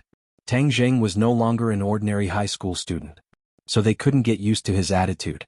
The bureau chief was so angry that his whole body trembled. Even the principal had a bitter face and said, "Tang Jing, don't talk too much. Calm down. He is just a child. He doesn't know anything. Don't lower yourself to his level." The bureau chief stared straight at Tang Jing and arrogantly asked, "I will give you one last chance. Will you agree to my request? Forgive me for not accompanying you." Tang Jing turned around and walked out of the office with Fang Shishir. "This is too much. How can there be this kind of student? We must teach them a lesson," the leader shouted. Lu Qingmei frowned and looked at him before quickly chasing after them. "Tang Jing, wait a minute." Lu Qingmei stopped the two at the stairs. "What's wrong with you? Why aren't you willing to be interviewed?" Tang Jing shook his head. "I don't like it. I don't think there is a need to go on TV.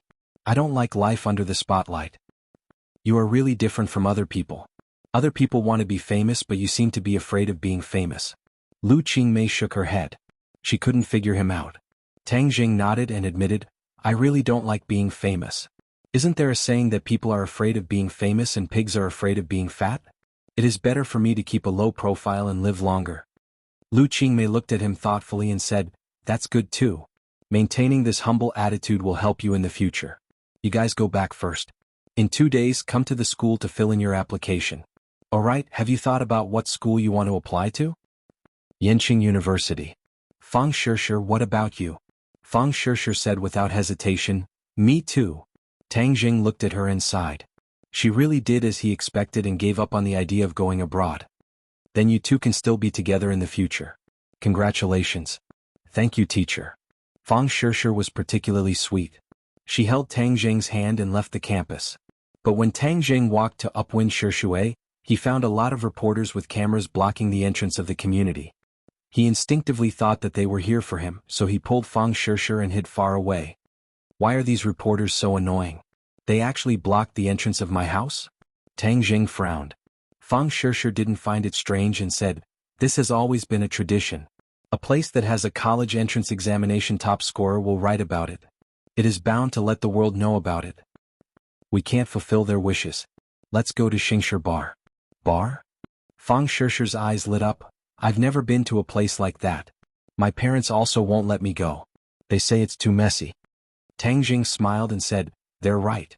If a beauty like you goes to a bar, wouldn't you become a big magnet? You'll definitely attract countless people to hit on you." Fang Shishir playfully smiled and said, "I'm not as charming as you say. You can't do it right? Then let's go check it out tonight." The two arrived at the entrance of the bar. It was already night time and there were already some scattered customers. Tang Jing was already a familiar face in Xingshi Bar. When he walked to the door, the underling recognized him and hurriedly respectfully shouted, "Young Master Tang." Tang Jing nodded and whispered, "Don't make a fuss." The underling understood, "Young Master Tang, have fun." As soon as the two of them sat down, a man walked over with a glass of wine.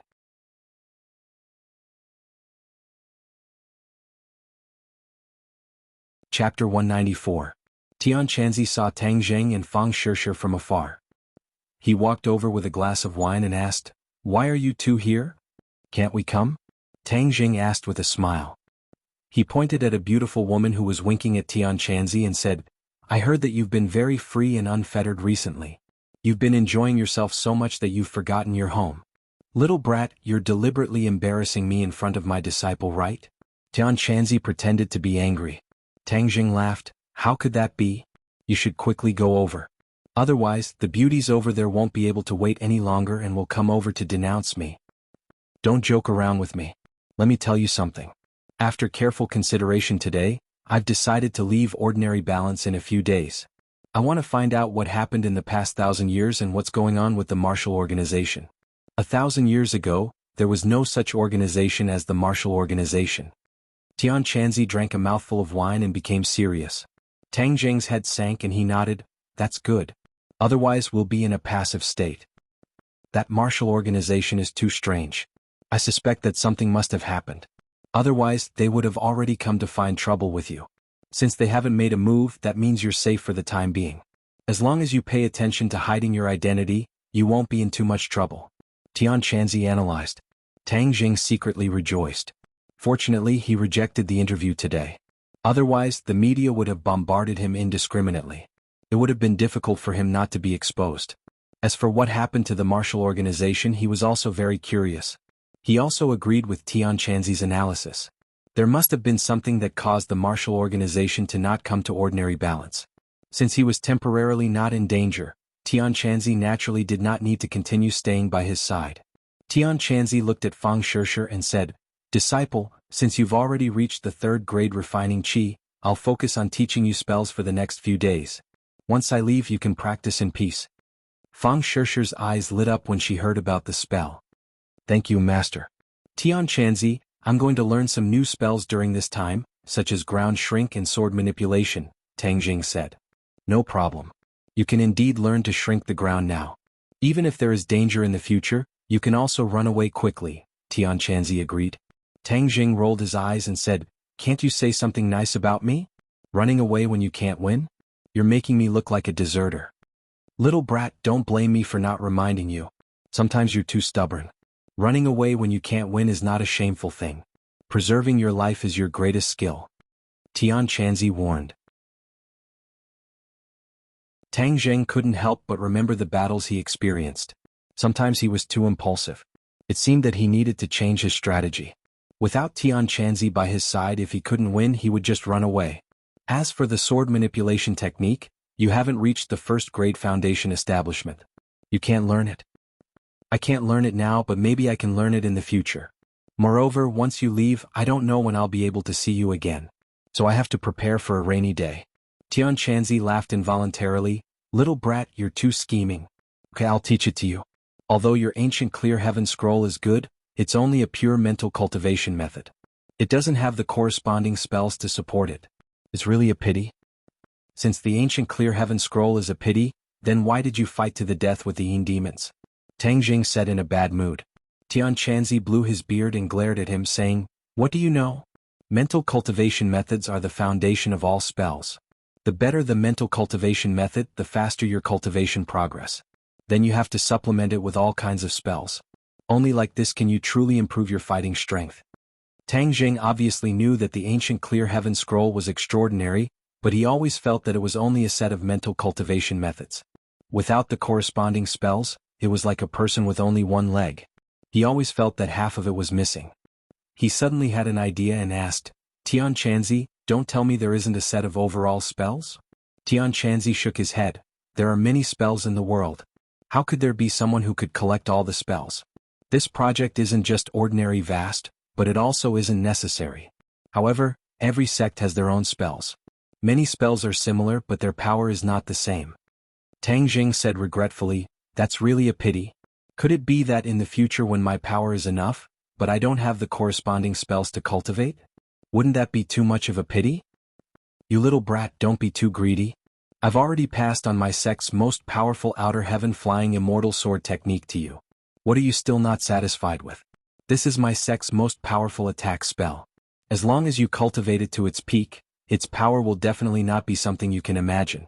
Tian Chanzi said. Tang Jing's heart moved. Now that he was already a 9th grade refining qi cultivator, He could learn a few more styles of the outer heaven flying immortal sword technique. However, he was not satisfied with this and said, "No, before you leave, I still want to learn a few other things. For example, alchemy and formations." Tian Chanzi muttered to himself for a while and said, "That's fine. In these few days I will do my best to teach you. How much you can learn will depend on your luck." "Okay, let's not talk about this for now. You should hurry and drink with the beauty. Otherwise I will be pierced by her gaze." Tang Jing joked. Tian Chanzi glared at him and walked over with a cup of wine. The beauty immediately smiled sweetly and affectionately drank with Tian Chanzi. Fang Shishir couldn't help but sigh. "Master's charm is really great. Could it be that my charm is small? Of course it's big. However, isn't having a great beauty like me still not enough?" Fang Shishir stared straight at him and asked. Tang Jing laughed, "Of course it's enough. Let's drink first." After ordering the wine, the two of them began to drink. Fang Shishir's alcohol tolerance was not bad. After drinking a few cups, her face was a bit red. Under the light, she was especially charming. Ring ring ring. Tang Jing's phone suddenly rang. It was Feng Yong calling. "Shishir, you drink first. It's too noisy here. I'll go out and answer the phone." Fang Shishir waved her hand and said, "Go, go." Then she drank by herself. She enjoyed it very much. Tang Jing walked out of the bar and asked, "Hey, fatty. What's the matter?" "Boss, why did I hear that you refused the TV station's interview? This is a great opportunity to become famous." Feng Yong was puzzled and asked, "I don't want to be famous." "Damn, boss, I don't understand you. This is the dream of many people. It's great to be famous. Others want it but I don't. Boss, you are too profound. I can't see through you." Feng Yong sighed in amazement. "I heard that the school has decided to promote Takashi as a benchmark. It's really infuriating. He is the third place and he has the nerve to come out and make a fool of himself." Tang Jing became interested and asked, "Oh, do you know what Takashi's reaction was?" "I heard that he agreed. This kid is very arrogant now. He just called me and said that tonight he invited the whole class to KTV to sing. He asked me to arrange it. He especially invited you and sister-in-law." Tang Jing frowned. This Takashi is really strange. It's reasonable to say that the other party is very afraid of him. Why would he take the initiative to invite him? "Boss, you must go and kill this kid's prestige," Feng Yong said with righteous indignation. "I'll go. Where is it?" "Di Hao. This is Ordinary Balance's biggest KTV. The hostesses are very beautiful." "Fatty, you know the door. Have you experienced it before?" Tang Jing joked. Feng Yong embarrassedly said, "Boss, I've never been. I'm still a virgin." "Ah, then why not take advantage of tonight to end this identity?" "I can't bear to. Boss, you guys hurry over. I'll also leave soon. This may be our class's last gathering. You and sister-in-law are the main characters. You must not let Takashi steal the limelight." Tang Jing nodded. "Okay, we'll go right away." Tang Jing returned to the bar and found that Fang Shishir was surrounded by 3 young men. Fang Shishir was very impatient and obviously did not want to pay attention to the other party. Tang Jing did not expect that after he left for a while, someone would go up and strike up a conversation. He quickly walked over and took Fang Shishir into his arms. He looked at the 3 people and said, "She's my girlfriend. Brother, we only asked her to drink a glass of wine. Are you not going to give her face?" The tallest of the 3 said, "My girlfriend doesn't like to drink with others." Tang Jing coldly said, "Oh, your tone is quite big. We all came out to play. If you don't give us face, then we won't be able to play." The 3 people deliberately surrounded the 2 in the center and said with an unkind expression. Tang Jing moved closer to Fang Shishir's ear and said as if there was no one else, Takashi invited the whole class to KTV. We'll also go." Fang Shishir said in surprise, That's strange. Yes, there must be a demon when things are abnormal. Takashi's behavior has been too abnormal recently. I originally had a conflict with him, so I have to go and find out. If you don't want to go, I'll send you home first," Tang Jing said. Fang Shishir shook her head. "No, I'll go with you." Seeing the 2 whispering as if there was no one else around and acting intimately, the 3 people lost face and angrily said, "Brother, did you hear me?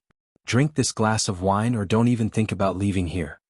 Tang Jing was too lazy to talk nonsense with the other party.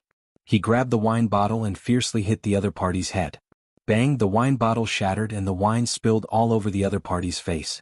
The other party was stunned for a moment and shouted, F***, you dare hit me. Catch this brat for me. I want to teach him a lesson. Tang Jing didn't even look and consecutively smashed the other 2 bottles on the other 2 people's heads. He was extremely arrogant. The movement here had already attracted the attention of the surrounding people. Many people started to make a fuss and looked at the scene with interest. They were guessing what kind of person Tang Zhang was, that he dared to cause trouble in Brother Tiger's territory and was also so arrogant. The underlings who were watching the scene had already surrounded them. When they saw Tang Zhang, they couldn't help but be stunned. They obviously recognized him. Tang Zhang wasn't interested in staying and pointed at the 3 people in front of him. The underlings understood and immediately put the 3 people on the ground. Suddenly there was a burst of screams. Tang Jing pulled Fang Shishir and left.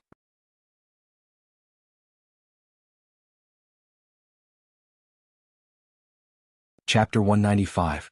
Emperor KTV. When Tang Zhang and Fang Shishir arrived by car, Feng Yong was already waiting at the door. He quickly walked up to them and said, "Boss, sister-in-law?"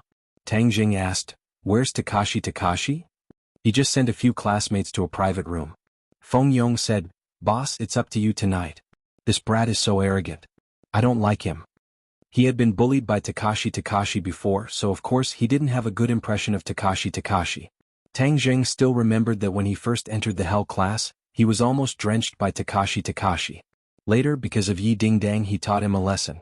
However, later on, Tang Zheng displayed more and more strength. Takashi was scared, so Tang Zheng didn't pay attention to him. But this time, Takashi's sudden rise made Tang Jing realize that Takashi was not simple. He was ready to figure out the other party's background. "Haha, Tang Jing, Fang Shishir, you're here. Quick, please come in." Takashi walked out. When he saw Tang Jing and Fang Shishir, he greeted them warmly. No one could tell that there was any conflict between the 2. Instead, it was like they were good friends who hadn't seen each other for many years. Tang Jing's head trembled. Suddenly, he had an illusion that the other party was not the Takashi he knew, but another person. However, this feeling was too mysterious. He couldn't figure it out. "You're really generous tonight. You actually invited the whole class," Tang Jing said lightly. Takashi smiled and said, "Isn't it graduation? Everyone is just happy. The 2 of you are giving me a lot of face. Feng Yong, you take them in first. I'll pick up the other students." Watching Tang Zheng and the others walk through the door of Emperor, Takashi's eyes flashed with a strong, cold, murderous intent. Immediately, he became harmless again. "Boss, I feel that Takashi has changed into a different person. What do you think?" Feng Yong said as he walked. "He's never been so polite to me before." Tang Jing nodded. "So, keep an eye on him and see what tricks he's playing." "Understood." They came to the private room. This was the largest and most luxurious private room in Emperor, which could accommodate dozens of people. Many students were already sitting inside. When Tang Zheng and the other 2 walked in, immediately, everyone's gaze was attracted to them. There was no other way. Tang Zheng had already become the focus of attention among the students. "Top scorer Tang, you've been hiding it from us." Someone joked. "You've been hiding it from us for so long. Now it's really shocking. You have to drink 2 more glasses later, or you won't be able to walk out of this door tonight, right?" "Yes, we have to get him drunk." "No, we have to punish ourselves with 3 glasses first. It's really enviable." Not only is he the top scorer, but even our school Belle Fang has been chased by him. How can we live like this? In the midst of everyone's condemnation, they were pulled to sit down. The atmosphere was very warm. In fact, everyone was happy. After all, it was glorious to study in the same class as the top scorer. Most of the students in their teens were still very simple-minded. However, everyone wasn't just talking about toasting. They were putting it into practice. As soon as the 2 of them sat down, a few people came over with beer and said, "Top scholar Tang, first punish yourself by drinking 3 glasses. Otherwise, we'll have to carry you back tonight. When the time comes, you'll have to be carried back by the school beauty Fang." Tang Jing did not refuse and said, "Well, then I'll punish myself with 3 glasses of beer." Then he drank 3 glasses of beer in one gulp. "Good." The crowd applauded. "Top scorer Tang, good job. We'll let bygones be bygones. But this time you've achieved such good results. Of course we have to celebrate, right? Come, let's each toast to him." Tang Jing smiled bitterly. "Didn't you say that if I punish myself with 3 glasses, we won't take turns?" "Haha, how is that possible? Tonight we're going to get you drunk. Otherwise we won't be able to balance our hearts. You're the top scorer and you're the top scorer. How can we live? Seeing that everyone was joking and had no hostility, Tang Jing also let go, showing the liveliness and cheerfulness that people his age should have. In fact, since he was transferred to Class 7, he did not have much contact with the other students. But it was fate that brought them together, so he took advantage of this time to drink to his heart's content. Fang Shishir knew his alcohol tolerance, so she did not stop him. Feng Yong watched as Tang Jing drank with one person after another. He was secretly speechless and whispered, "Sister-in-law, you should advise boss not to drink too fast. Otherwise, when he gets drunk, Takashi will be the main character." Fang Shishir shook her head and said, "He won't get drunk." Feng Yong was in disbelief. "No way, drinking with dozens of people and he won't get drunk?" Fang Shishir proudly raised her head and said, "Of course. Female students, you can't just watch us drink. There's a female lead here. School beauty Fang doesn't drink. Quickly go and order a song. We've never heard our school beauty sing before. This is our last chance." Someone reminded. Immediately, the female students were infected by this enthusiasm. They all pulled Fang Shishir to order a song. Fang Shishir looked at the heroic Tang Jing and ordered a song called "Say I Love You." The music sounded. A clear and slightly playful voice sounded. "My world has become more wonderful and indescribable. I thought it was a dream that fell from the sky." Instantly, everyone quieted down and looked at Fang Shishir. This was the first time they heard her sing. Without a doubt, her voice was perfect and full of emotion. Tang Jing also stared straight at her, and when their eyes met, Fang Shishir's eyes were brimming with undisguised deep feelings. Fang Shishir was completely immersed in this song. Ever since she fell in love with Tang Jing, her world had become more wonderful. It was like a dream. From strangers to acquaintances will be something we never thought of true love until now, not daring to expect. Until I'm sure the warmth in your palm comes from your heart at this moment, I finally have the courage to say I love you. When the song ended, their eyes met. Even outsiders could see the deep affection in each other's eyes. This was a passionate confession, a call from the heart. Fang Shishir said to Tang Jing from this song, "I love you." Clatter. Applause, whistles and screams sounded. What did teenagers yearn for the most? Unforgettable romantic love was undoubtedly one of them. Fang Shishir and Tang Jing's love was undoubtedly romantic. After all, at the beginning, no one was optimistic about their union. But in the end, it was shown that they were a match made in heaven. Hearing Fang Shishir's affectionate confession, no one was jealous anymore. They only gave their most sincere blessings. "Boss, it's time for you to perform." Tang Jing was pushed in front of Fang Shishir by Feng Yong. "Kiss her, kiss her." The crowd cheered. Their voices seemed to be able to lift the roof. Tang Jing hugged Fang Shishir. Fang Shishir raised her head and looked at him in a daze. Tang Jing slowly lowered his head and kissed her lips. The cheering became louder and the applause became more intense. Fang Shishir's face turned into a ripe apple, but she allowed Tang Jing to hug her. Her heart was as sweet as honey. The door to the private room opened. Lu Qingmei and Takashi walked in just in time to see this explosive scene. Takashi's eyes flashed with killing intent. Lu Qingmei stared with wide eyes and coughed a few times, but it was completely drowned out by the applause. She couldn't help but secretly shake her head. These two really had a lot of guts. When other people finally saw Lu Qingmei, the applause immediately disappeared. Even the sound of a pin dropping could be heard. "You two have a lot of guts," Lu Qingmei said. Fang Shishir looked as if she was struck by lightning. Her lips parted and she jumped out of Tang Jing's embrace like a frightened deer. She looked at Lu Qingmei with embarrassment. Tang Jing's skin was thick. He didn't look embarrassed at all. He naturally and generously said, "Teacher Lu, you came. Pay attention to your image. Don't think that just because you graduated I can't control you," Lu Qingmei deliberately said with a straight face. Tang Jing shrugged his shoulders. He knew that Lu Qingmei wasn't angry. He pulled Fang Shishir back to their seats. No one expected Fang Shishir to come. The atmosphere suddenly became cold and cheerless. Takashi picked up the microphone and said, "Let's ask Teacher Lu to say a few words, okay?" Okay. Applause sounded from all around. Lu Qingmei took the microphone and said, "We have known each other for 3 years. In these 3 years I have watched everyone grow up. I have witnessed everyone's youth. This is my greatest honor. Maybe some people are envious of me because my class is in the top 3 of the province. But I want to say that I am not only proud of the 3 of them, but also of our class as a whole. I'm even more proud of you. I have seen the spirit of struggle in you. I have seen the miracles you have created. I have seen your unyielding willpower. In the past, other people said that our class was trash. But this time, our college entrance exam results gave them a fierce slap in the face. We are not trash. We can also do well as long as we work hard enough. At that time, Lu Qingmei used Xiao Fei's mother to call everyone trash as an opportunity to arouse the passion of the class. Today, everyone handed in perfect answers. Lu Qingmei was truly happy for them. Voila! This time the applause was even more intense. This was because they weren't applauding for others but for themselves. They were applauding for their hard work. Many people's eyes were already red as they recalled their hard work. It was worth it. Tonight we are not teacher and student.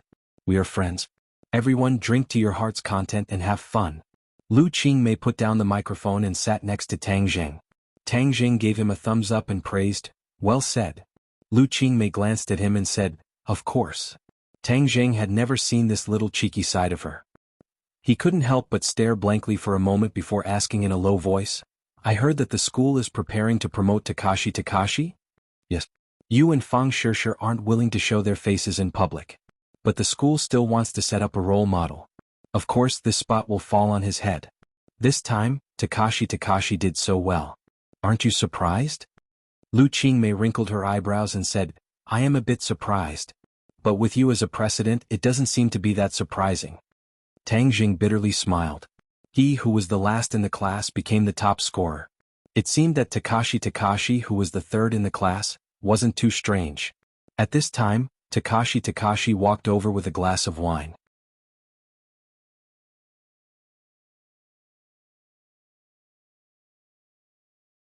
Chapter 196.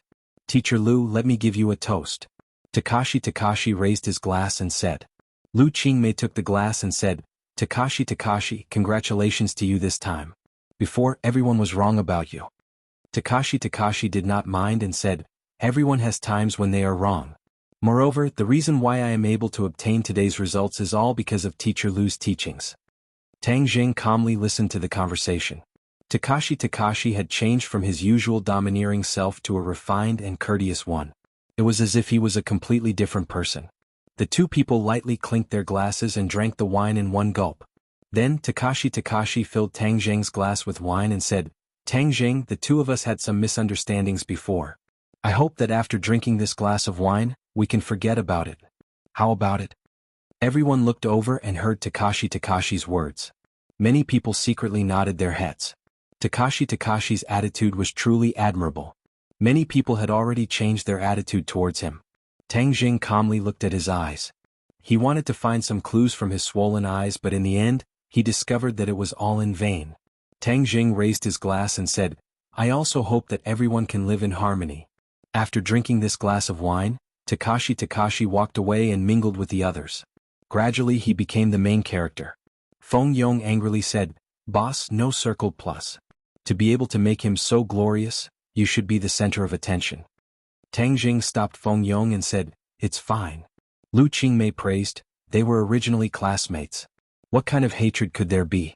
Takashi's actions were the most appropriate. I now have a whole new level of respect for him. If he continues to maintain this state, his future achievements will not be simple. In the past, the school thought that Takashi was a well-deserved figure, but now it seems that the hidden and unfathomable Takashi is even more powerful. Feng Yong curled his lips and said, Teacher Lu, I think you must have seen wrongly. I know what kind of person Takashi is. Even if he pretends to be refined and courteous, it will not change his nature. A wolf in human skin is still a wolf in the end. Lu Qingmei frowned and said, Feng Yong, as the class monitor, how can you judge people like that? Everyone has a good side. As long as they are willing to change, they are good people. Feng Yong wanted to argue, but Tang Jing stopped him and said, Let's wait and see. This time, everyone had a good time at the party. Many people were drunk. In the end, even Lu Qingmei clinked glasses with most of the people. She drank until her eyes were blurred. She held Tang Jing's arm and hung half of her body on him. Teacher Lu, I'll send you back. Takashi also showed a drunken state. He seemed to be doing his best to stay awake as he politely said to Lu Qingmei. Lu Qingmei rubbed her forehead with her white fingers and nodded her head saying, Okay, goodbye everyone. Go home early and rest. Remember to come back to school in 2 days to fill in your application. Everyone nodded their heads and watched as Takashi and Lu Qingmei left in a taxi. Fang Shishir urged, "Let's go home too. I'm dizzy and want to sleep." Tang Jing nodded his head and sent Fang Shishir home. Fang Chonghua and Shi Mingqin saw the two people reeking of alcohol and immediately asked, "Why did you drink so much?" Fang Shishir squeezed out a smile and said, "Our class is having a party. We're happy. Shishir, your mom will help you to rest. I'll chat with Tang Jing for a bit." Fang Chonghua said. "Oh, got it." After Fang Shishir entered the house, Fang Chonghua brought Tang Jing to the study and asked, "Do you want to drink some hangover tea?" "No need, I'm not drunk. I heard about your results. Congratulations, I didn't think you'd do so well this time. You're actually the provincial champion." Fang Chonghua sighed. This was even more shocking than when he heard about his own daughter's results. Although Fang Shishir previously said that Tang Jing was hiding his strength, he still didn't think that he would be this powerful. It was simply beyond his comprehension. "I heard that you rejected the school and the Education Bureau's arrangements?" Fang Chonghua suspiciously asked. He was a school board member, so of course he knew about today's storm. Tang Jing truthfully said, "Shishir and I don't like to show our faces in public. The tallest tree in the forest will be the first to be destroyed by the wind." Fang Chonghua's eyes lit up. "It's great that you can understand this at such a young age. Many geniuses get carried away after achieving a little and lose their way. In the end they end up with nothing." In the past, Fang Chonghua had seen Tang Jing's extraordinary methods, especially his relationship with the underworld. He thought that he would be arrogant at such a young age. He didn't expect him to have this understanding. It was truly commendable and made Fang Chonghua have a whole new level of respect for him. "Uncle Fang, you flatter me. I just don't like to be a tool for others," Tang Jing calmly said. Fang Chonghua clearly understood and laughed. This is something that others can't do anything about. However, it's a win-win situation. But for you it doesn't exist. You don't need to use this little bit of exposure. It's better for you to take one step at a time. There was one thing that Fang Chonghua did not say, and that was that if Tang Jing was placed under the spotlight, his relationship with the underworld would be difficult to hide. If this matter were to be exposed, it would only damage his reputation and have the opposite effect. "What are your plans for the future?" "I will go to Yenqing University." Fang Chonghua nodded. "Yenqing University is really good. But have you ever thought of going abroad to study?" Tang Jing looked at him in astonishment, shook his head and said, "I have never considered studying abroad." "Shishir wants to study abroad. If you can't bear to part with her, I can let you study abroad with her. You don't have to worry about the fees and procedures," Fang Chonghua said. Tang Jing suddenly realized that the other party had this idea. But from his words, it showed that he had completely approved of the relationship between Tang Jing and Fang Shishir. "Since you and Shishir are together, I will certainly consider your future. Studying abroad is a good choice. In the future, whether it's abroad or in China, the advantages outweigh the disadvantages." Fang Chonghua analyzed for him. Tang Jing shook his head without hesitation. His life was destined to be different from others. After graduation he couldn't work, marry and have children. But this matter couldn't be told to Fang Chonghua, so he said, "Uncle Fang, thank you for your good intentions. At this stage I still want to stay in China." Fang Chonghua sighed and said, "Then at this stage you will be separated from Shishir. Are you mentally prepared?" Tang Jing nodded. "I have already considered it. Since studying abroad is Shishir's long-cherished wish since she was young, I will naturally respect her wishes. You should know that if I let her stay in China, she will definitely disregard your dissuasion and stay in China with me. But that would be too selfish of me. Since I like her, I will definitely let her achieve her wish." Fang Chonghua couldn't help but sit up straight. Once again he looked at Tang Jing with a scrutinizing gaze. Tang Jing had surprised him again tonight. Just his breadth of mind made Fang Chonghua have a whole new level of respect for him. "Tang Jing, I have to say that I appreciate you more and more. I am very glad that Shishir has your love and care. I am even more glad that I didn't insist on separating the two of you." Fang Chonghua sincerely sighed. Tang Jing smiled. "Uncle Fang is too kind. I only did what I should do." Fang Chonghua shook his head and said, "No, you did far more than that. I promise you that as long as you are still together when you graduate from university, I will hold a grand wedding for you too." "Thank you, Uncle Fang." Tang Jing was a little excited. This was the affirmation that he dreamt of. Although he once said that no matter what, no one could stop him and Fang Shishir from being together. But after all, with the affirmation and blessing of his parents, this kind of relationship would be more perfect. Uncle Fong, after the college entrance exam voluntary form is completed, Shirshir and I will travel for a period of time. No problem. You have worked hard for so many years, so it is time for you to relax. Do you need me to make some arrangements? Tang Jing shook his head. No need. I will arrange everything and ensure Shirshir's safety. I believe you. Right, my company's demolition work has been completed. Thanks to Boss Hua's help. She has been too busy during this time and I did not have time to properly thank her. If you have time, help me thank her. No problem. She has been a little busy during this time. Her business is getting bigger and bigger. This construction company is no longer her focus. Fang Chonghua raised his eyebrows and said, Oh, I did not know that Boss Hua had expanded her business. Uncle Fong, since you are in the real estate industry, if you need her construction company, I will ask her to transfer it to you. Tang Jing said it casually as if he was talking about a simple matter. But to Fang Chonghua, it was no less than a heavy bomb. He did not think that Tang Jing was deliberately bragging. Tang Jing dared to say such words. That meant that he had full confidence. Moreover, that understatement made it seem as if the construction company was his. But how was this possible? Tang Jing was after all only a student. Even if he had a good relationship with people in the underworld, it should not be to this extent. With just a few words, he was able to make the other party transfer a business worth tens of millions to someone else. Seeing that he did not respond, Tang Jing curiously asked, Uncle Fong, do you have any objections? Fang Chonghua took a deep breath and suppressed the complex emotions in his heart. He shook his head and said, I do not need it. Boss Hua's construction company has a group of demolition workers. I do not have the ability to control that group of people, so it is better for me to properly take care of my current company. When I need them, I will cooperate with them. Oh, that is also fine. In the future, if you have any problems, you can directly find Fire Phoenix. I will give her a call. Tang Jing's tone was as casual as before. Fang Chonghua could not see through him. But regarding matters of the underworld, it was not convenient for him to ask. However, he was certain that his future son-in-law was far more complicated and powerful than he imagined. Tang Jing said his goodbyes and left. Fang Chonghua stared at the door in a daze until Shi Mingqin called him. What did he say about Shirshir going abroad? He took the initiative to agree. Wow, that's great. Luckily he agreed, otherwise this matter would be troublesome. He is far more powerful than you and I imagined. In the future you must be careful and not provoke him. I think our daughter will not be marrying down but climbing up his social ladder. Fang Chonghua meaningfully said. Climbing up his social ladder? Shi Mingqin was in disbelief as she stared dumbstruck. Tang Jing left the Fang family.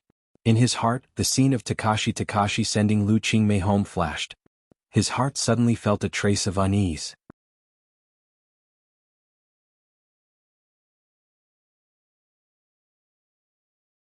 Chapter 197.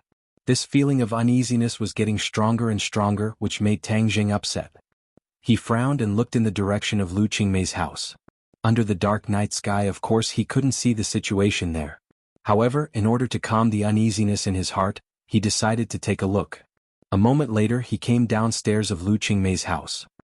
He looked up and saw that her house was lit. He breathed a sigh of relief. It seemed that his nerves were too sensitive. He had arrived home safely. However, for Takashi, Tang Jing was always worried. Since he was here, he would go up and confirm. So he went upstairs to her door. Knock, knock, knock. He knocked on the door and waited for a long time, but no one responded. He immediately frowned. He knew that Lu Qingmei didn't have the habit of sleeping with the light on. Since the light was on, she must be awake. It was impossible for her to ignore the knock on the door. Sister Mei, are you at home? Tang Jing asked, but there was still no response. The room was in a strange silence. Something happened. His heart jumped, and without hesitation he urged his true qi into the door lock. Click, the true qi was like a universal key and it opened the door lock in an instant. He was careful. He flashed into the house and looked around. He didn't find any suspicious people, and there was no sign of Lu Qingmei in the living room. Suddenly there was a movement in the bedroom. It seemed that someone's voice was heard. Tang Jing rushed into the bedroom and found that Lu Qingmei was lying on the bed. Her clothes were messy, her face was red, her eyes were blurred, and she was panting. Tang Jing quickly looked around, but there was still no one else. The window was wide open, and the night wind blew the curtains, making a rustling sound. He immediately came to the windowsill and looked out. There was only the dark night and no one was there. This was a high-rise with more than 10 floors. If someone escaped from here, they would be smashed to pieces unless the other party was a master. He closed the window, drew the curtains, and then came to the bed. He found that Lu Qingmei was tearing her clothes with both hands. She cried in a daze, "I'm so uncomfortable, so hot." Tang Jing immediately understood that she had been drugged, but who did it? Takashi? It seemed unlikely.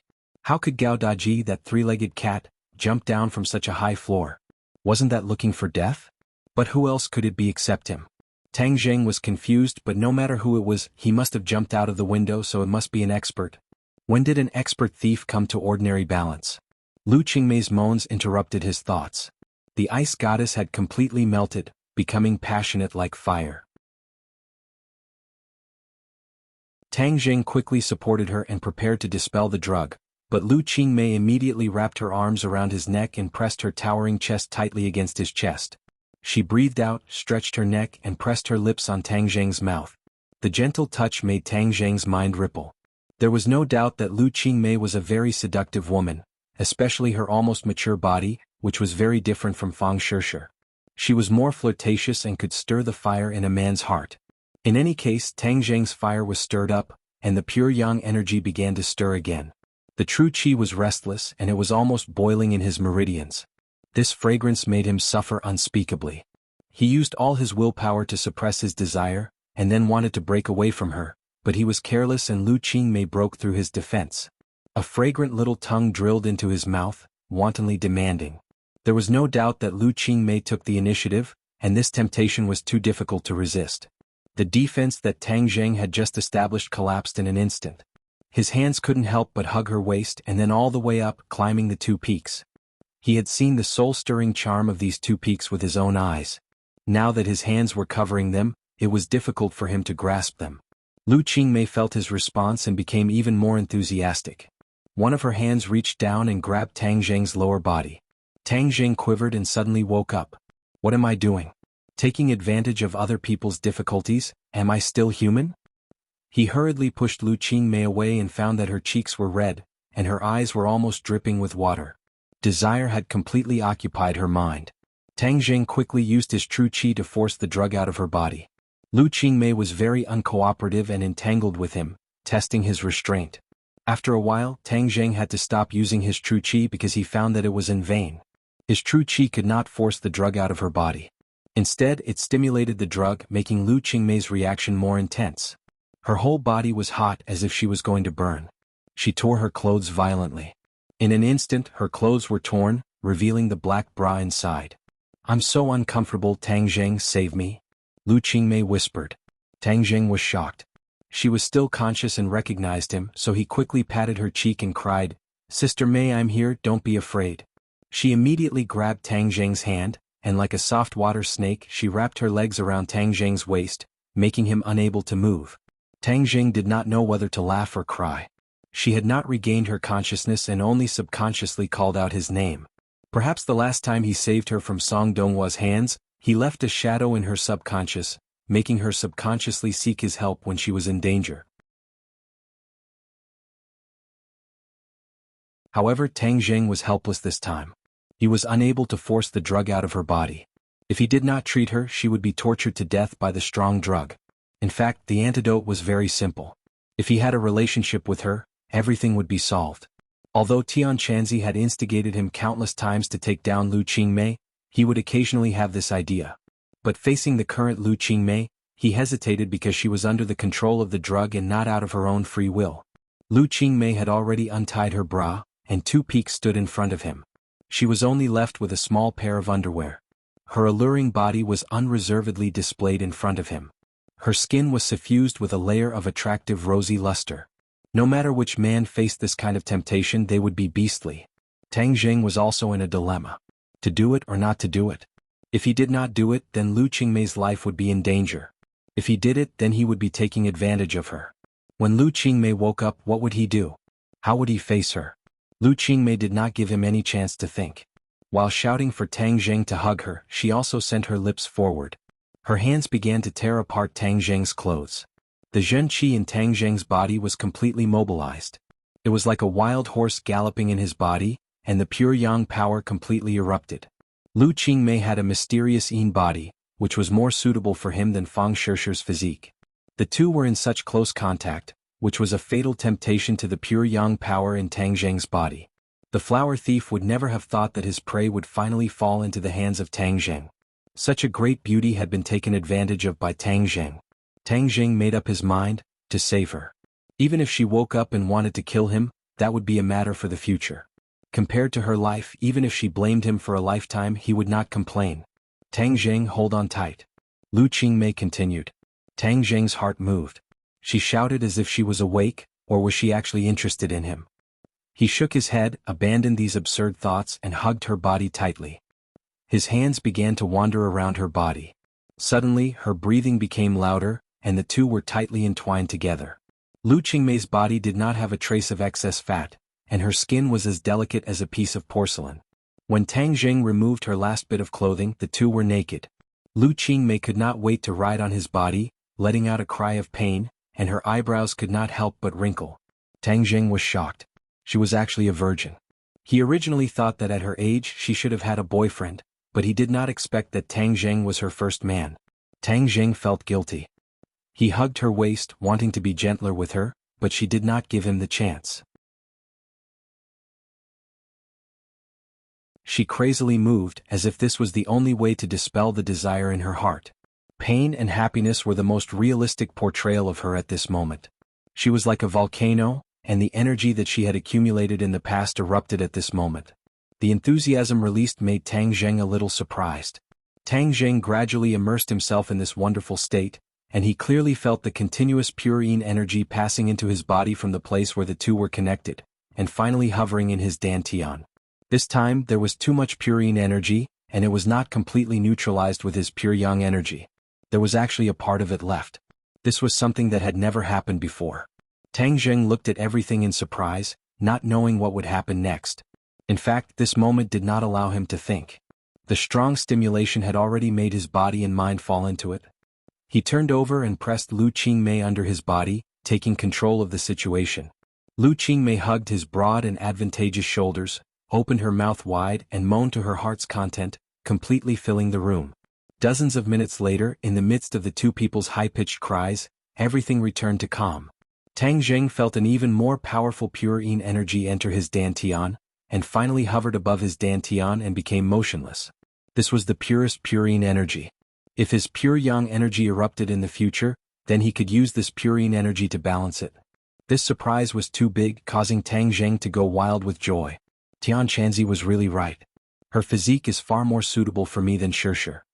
Just as he was thinking, the beauty under him moved again. The desire in her eyes did not completely disappear, and she wriggled on her own. Again. Tang Zheng secretly sighed. Since he wanted to save someone, he had to help them to the end. Since that was the case, then let's continue. Fortunately, Tang Zheng's physical strength was outstanding, and he had the divine power to protect his body. His ability in this aspect was also able to withstand the test. In an instant, the two people became one again, and together they went through the mountain of Wu. Unconsciously, the desire in Lu Qingmei's eyes gradually dissipated. Looking at Tang Zheng galloping on top of her, her eyes widened and she screamed.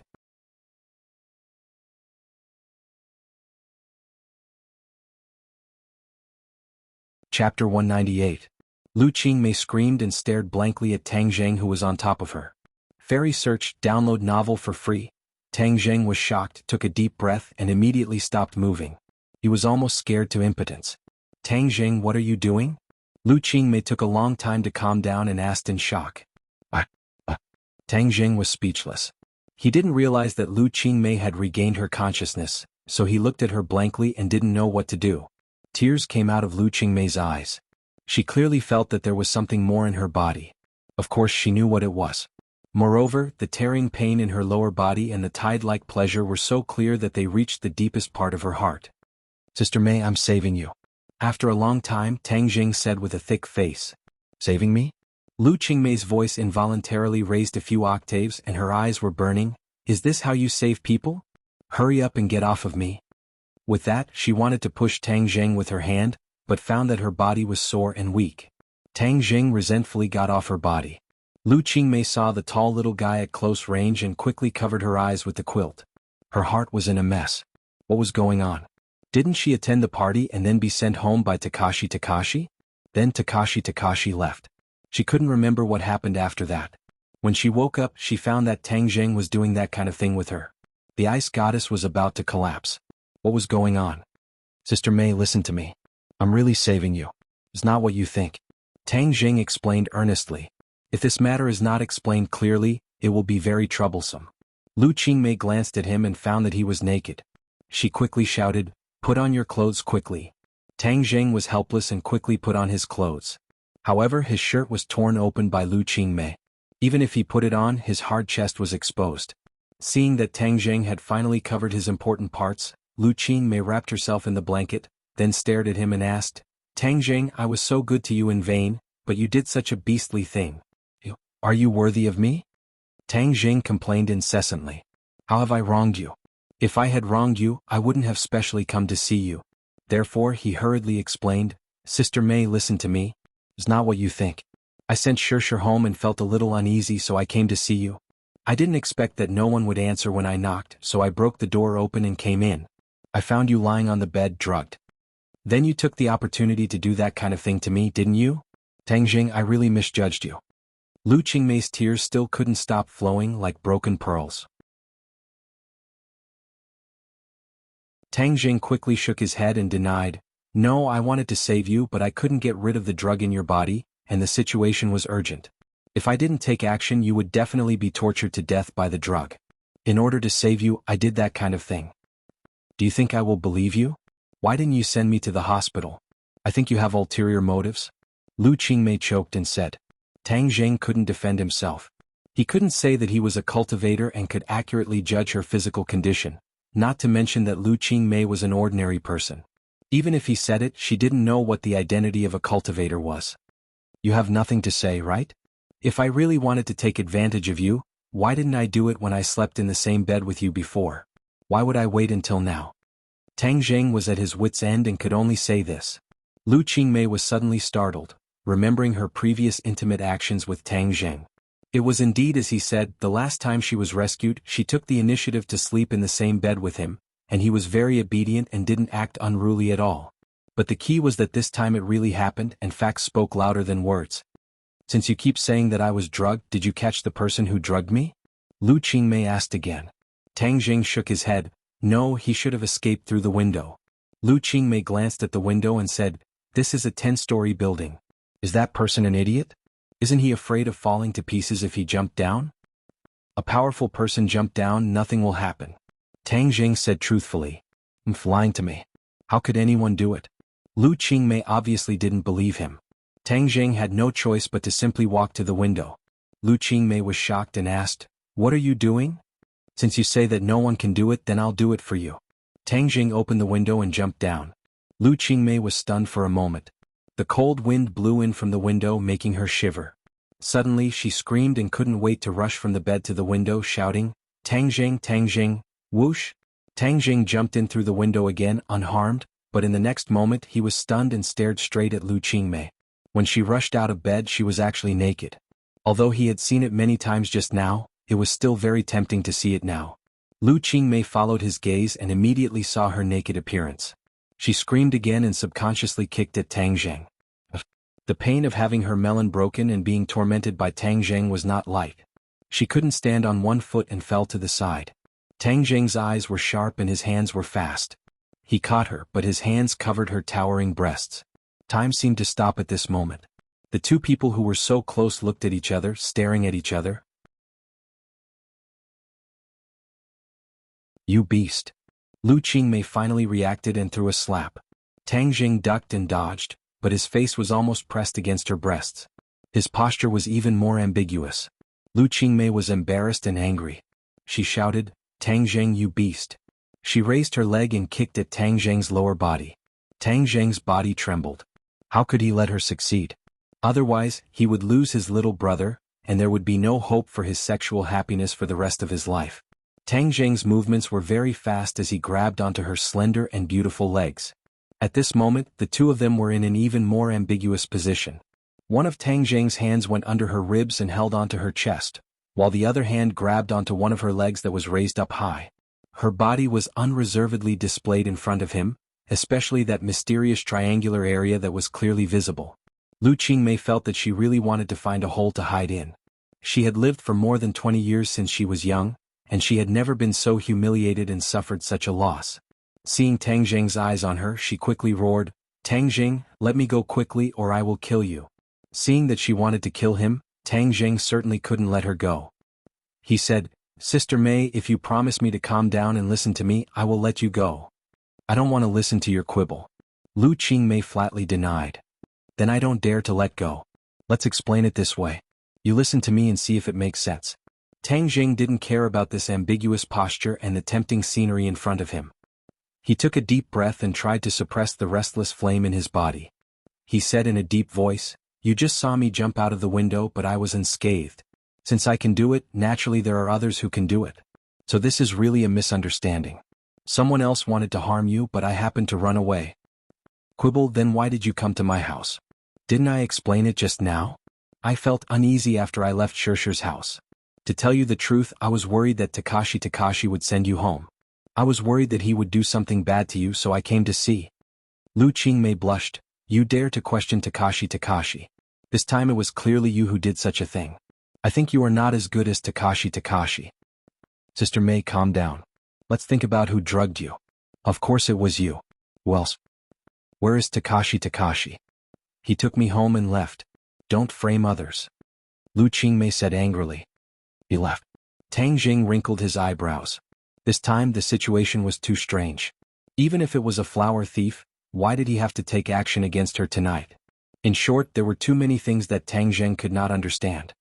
"Sister Mei, I will definitely investigate this matter and give you an explanation," Tang Jing said solemnly.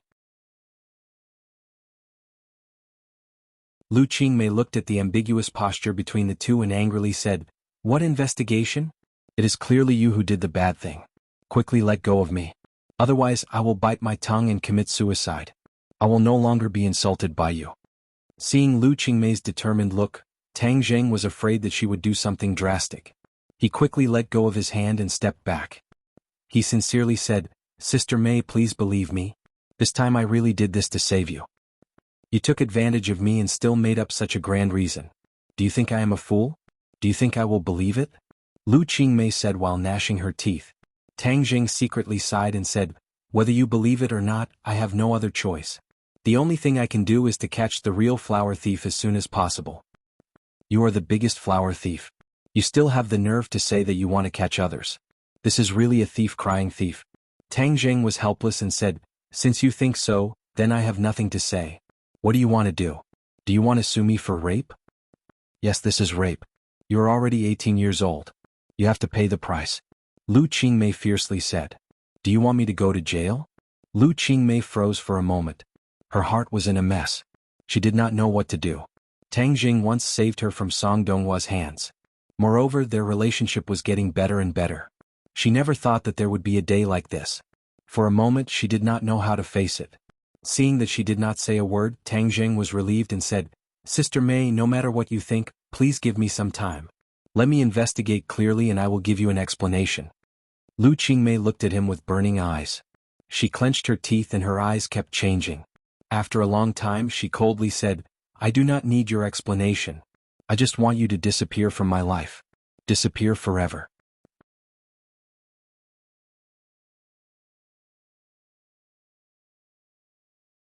Chapter 199. Disappear forever. Tang Jing stared at her blankly. Were they going to disappear from each other's lives because of this? "What are you still standing here for? Let go of me. Get lost. I don't want to see you again." Sogu 360 Soso search JDXS to download novels for free, Lu Qingmei said coldly. Tang Jing was helpless. He looked at her deeply and let go. "Then you should rest first. Call me if you need anything. I'll rush over immediately." Lu Qingmei was indifferent. Tang Jing left awkwardly. Lu Qingmei suddenly squatted on the floor naked and started crying. She looked at the door with tears in her eyes. Why did all of this happen? Her heart was in a mess. Was all of this really a trap set up by Tang Jing? But this was not in line with his usual behavior at all. Actually, she had subconsciously believed what Tang Jing said, but she couldn't face the relationship between the two of them. They actually had the most intimate relationship. How was she going to face Tang Zheng in the future? She didn't know, so she didn't want to see him. She was like a helpless little girl, sobbing until her voice became hoarse. She stood up shakily. The pain in her body was still took. It was so clear, as if it was reminding her of everything that had happened with Tang Zheng. She shook her head hard and then rushed into the bathroom.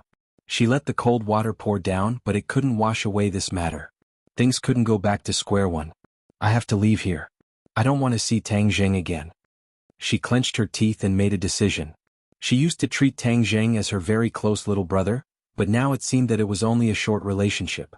Now everything had collapsed. Tang Zheng went home and tossed and turned, unable to sleep. Everything that happened tonight was too strange. He had sex with Lu Qingmei, and their relationship had changed drastically. He didn't know what Lu Qingmei would do in the end. If this relationship was exposed, what would happen to him? All of this was like a tangled mess that kept churning in his mind, making him extremely annoyed. There was another thing that puzzled him. Logically speaking, his true qi should be able to force out the medicine, but this time he failed. What?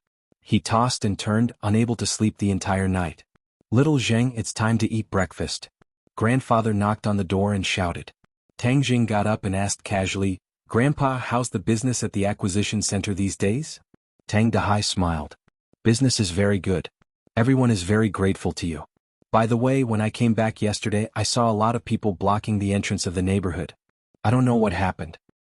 They're here for me. Looking for you? Tang Dahai was shocked.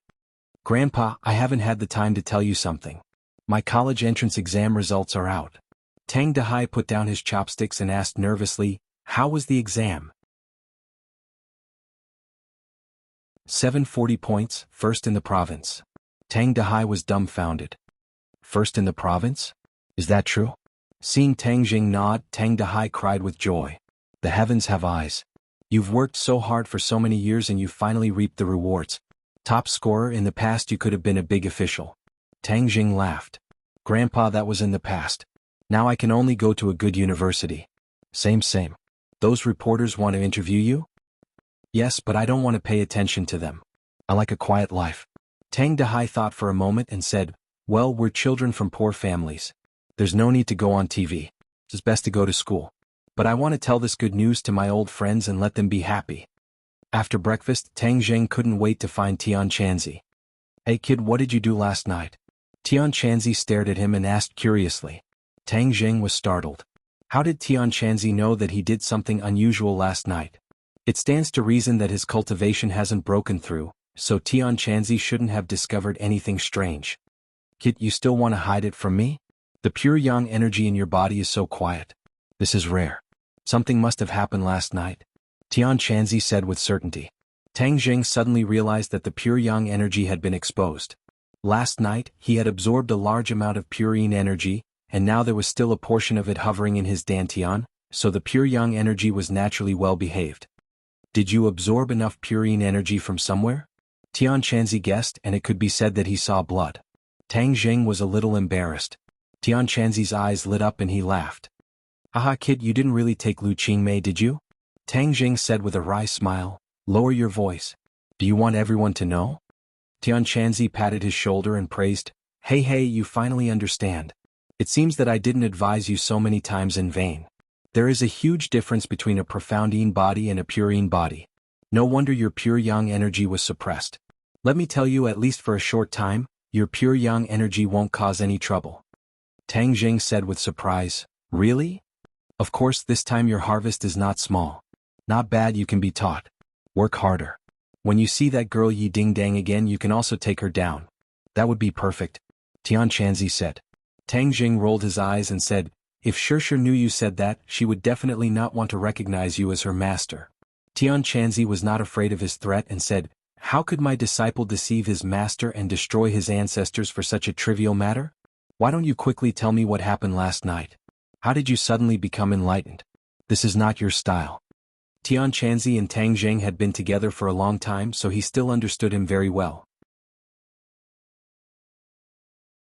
Tang Zheng did not hide anything and told him what happened last night. Tian Chanzi suddenly realized, so that's what happened. It seems that the flower thief also helped you. Don't make sarcastic remarks. Right now I am annoyed. Only by finding this flower thief can I wash away the injustice. How do I know who the flower thief is? Tian Chanzi said doubtfully. Of course I know you don't know. But this time there are many strange things. You are experienced and knowledgeable, so help me analyze it. For example, why was I unable to force the drug out of her body with true qi? This was a question that had been troubling him. Perhaps this question could be answered. Then he could find clues and follow the vine to the melon to find the flower thief. If it was an ordinary drug, true qi can indeed be forced out. But in the cultivation world, there are similar aphrodisiacs such as the Huan powder, which cannot be forced out with true qi. You mean that the flower thief is also a cultivator? Tang Zheng was surprised.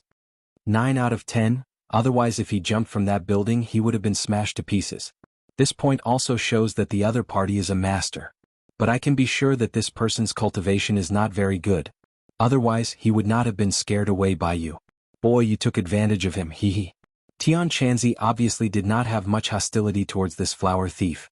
On the contrary, he felt that the other party had helped Tang Zheng a great deal. Tang Zheng did not think so.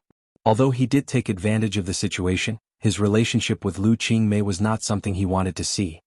Tian Chanzi, since this person is also a cultivator, then we should find him. After all, maybe we can get more information about other cultivators from him. Tang Zheng suggested. Tian Chanzi's heart was moved. He nodded and said, "That's a good idea. Then we must find this flower thief. But there is a little difficulty. Since you beat the grass to scare the snake, it shows that the other party is an extremely cautious person. It is absolutely not easy to find him." Then what about the Huan powder? Where did this thing come from? Tian Chanzi said, "This thing is made by mixing several kinds of pollen together and then refining it with a special method. It is not too complicated, you can also refine it. How about you go and refine some and keep it as a backup?" Tang Zheng rolled his eyes at him and said, "Tian Chanzi, can you not be so wretched? Am I the kind of person who uses drugs?" Yes, you don't use drugs, you pick up the leftovers. That's why I have always said that your luck is exploding. Tang Zheng ignored the other party's ridicule. After thinking for a while, he still shook his head. "I still have to investigate this matter. Then I will start with Takashi. Since he was the last person who sent Sister Mei home, maybe he knows something." Up to you, but remember, while the pure yang power in your body is suppressed, cultivate well and quickly improve your cultivation. Don't you still want to learn so many spells? I know. You go to Shirshir today and teach her spells. I will go to Takashi. Tang Zheng waved his hand and went directly to the school. Yesterday he heard that Takashi would be interviewed at the school, so he went to stop him. When he came to the school there was no need to look for him at all. In front of the teaching building, Takashi was surrounded by a group of reporters and was being interviewed. He spoke with assurance and was full of confidence. The principal and the director of the Education Bureau also stood next to him. The three of them echoed each other and were very confident, causing many passing students to stop and watch. When someone saw Tang Zheng coming over, there was a lot of discussion. The fact that Tang Zheng, the top scorer, refused to be interviewed had caused a storm in the school.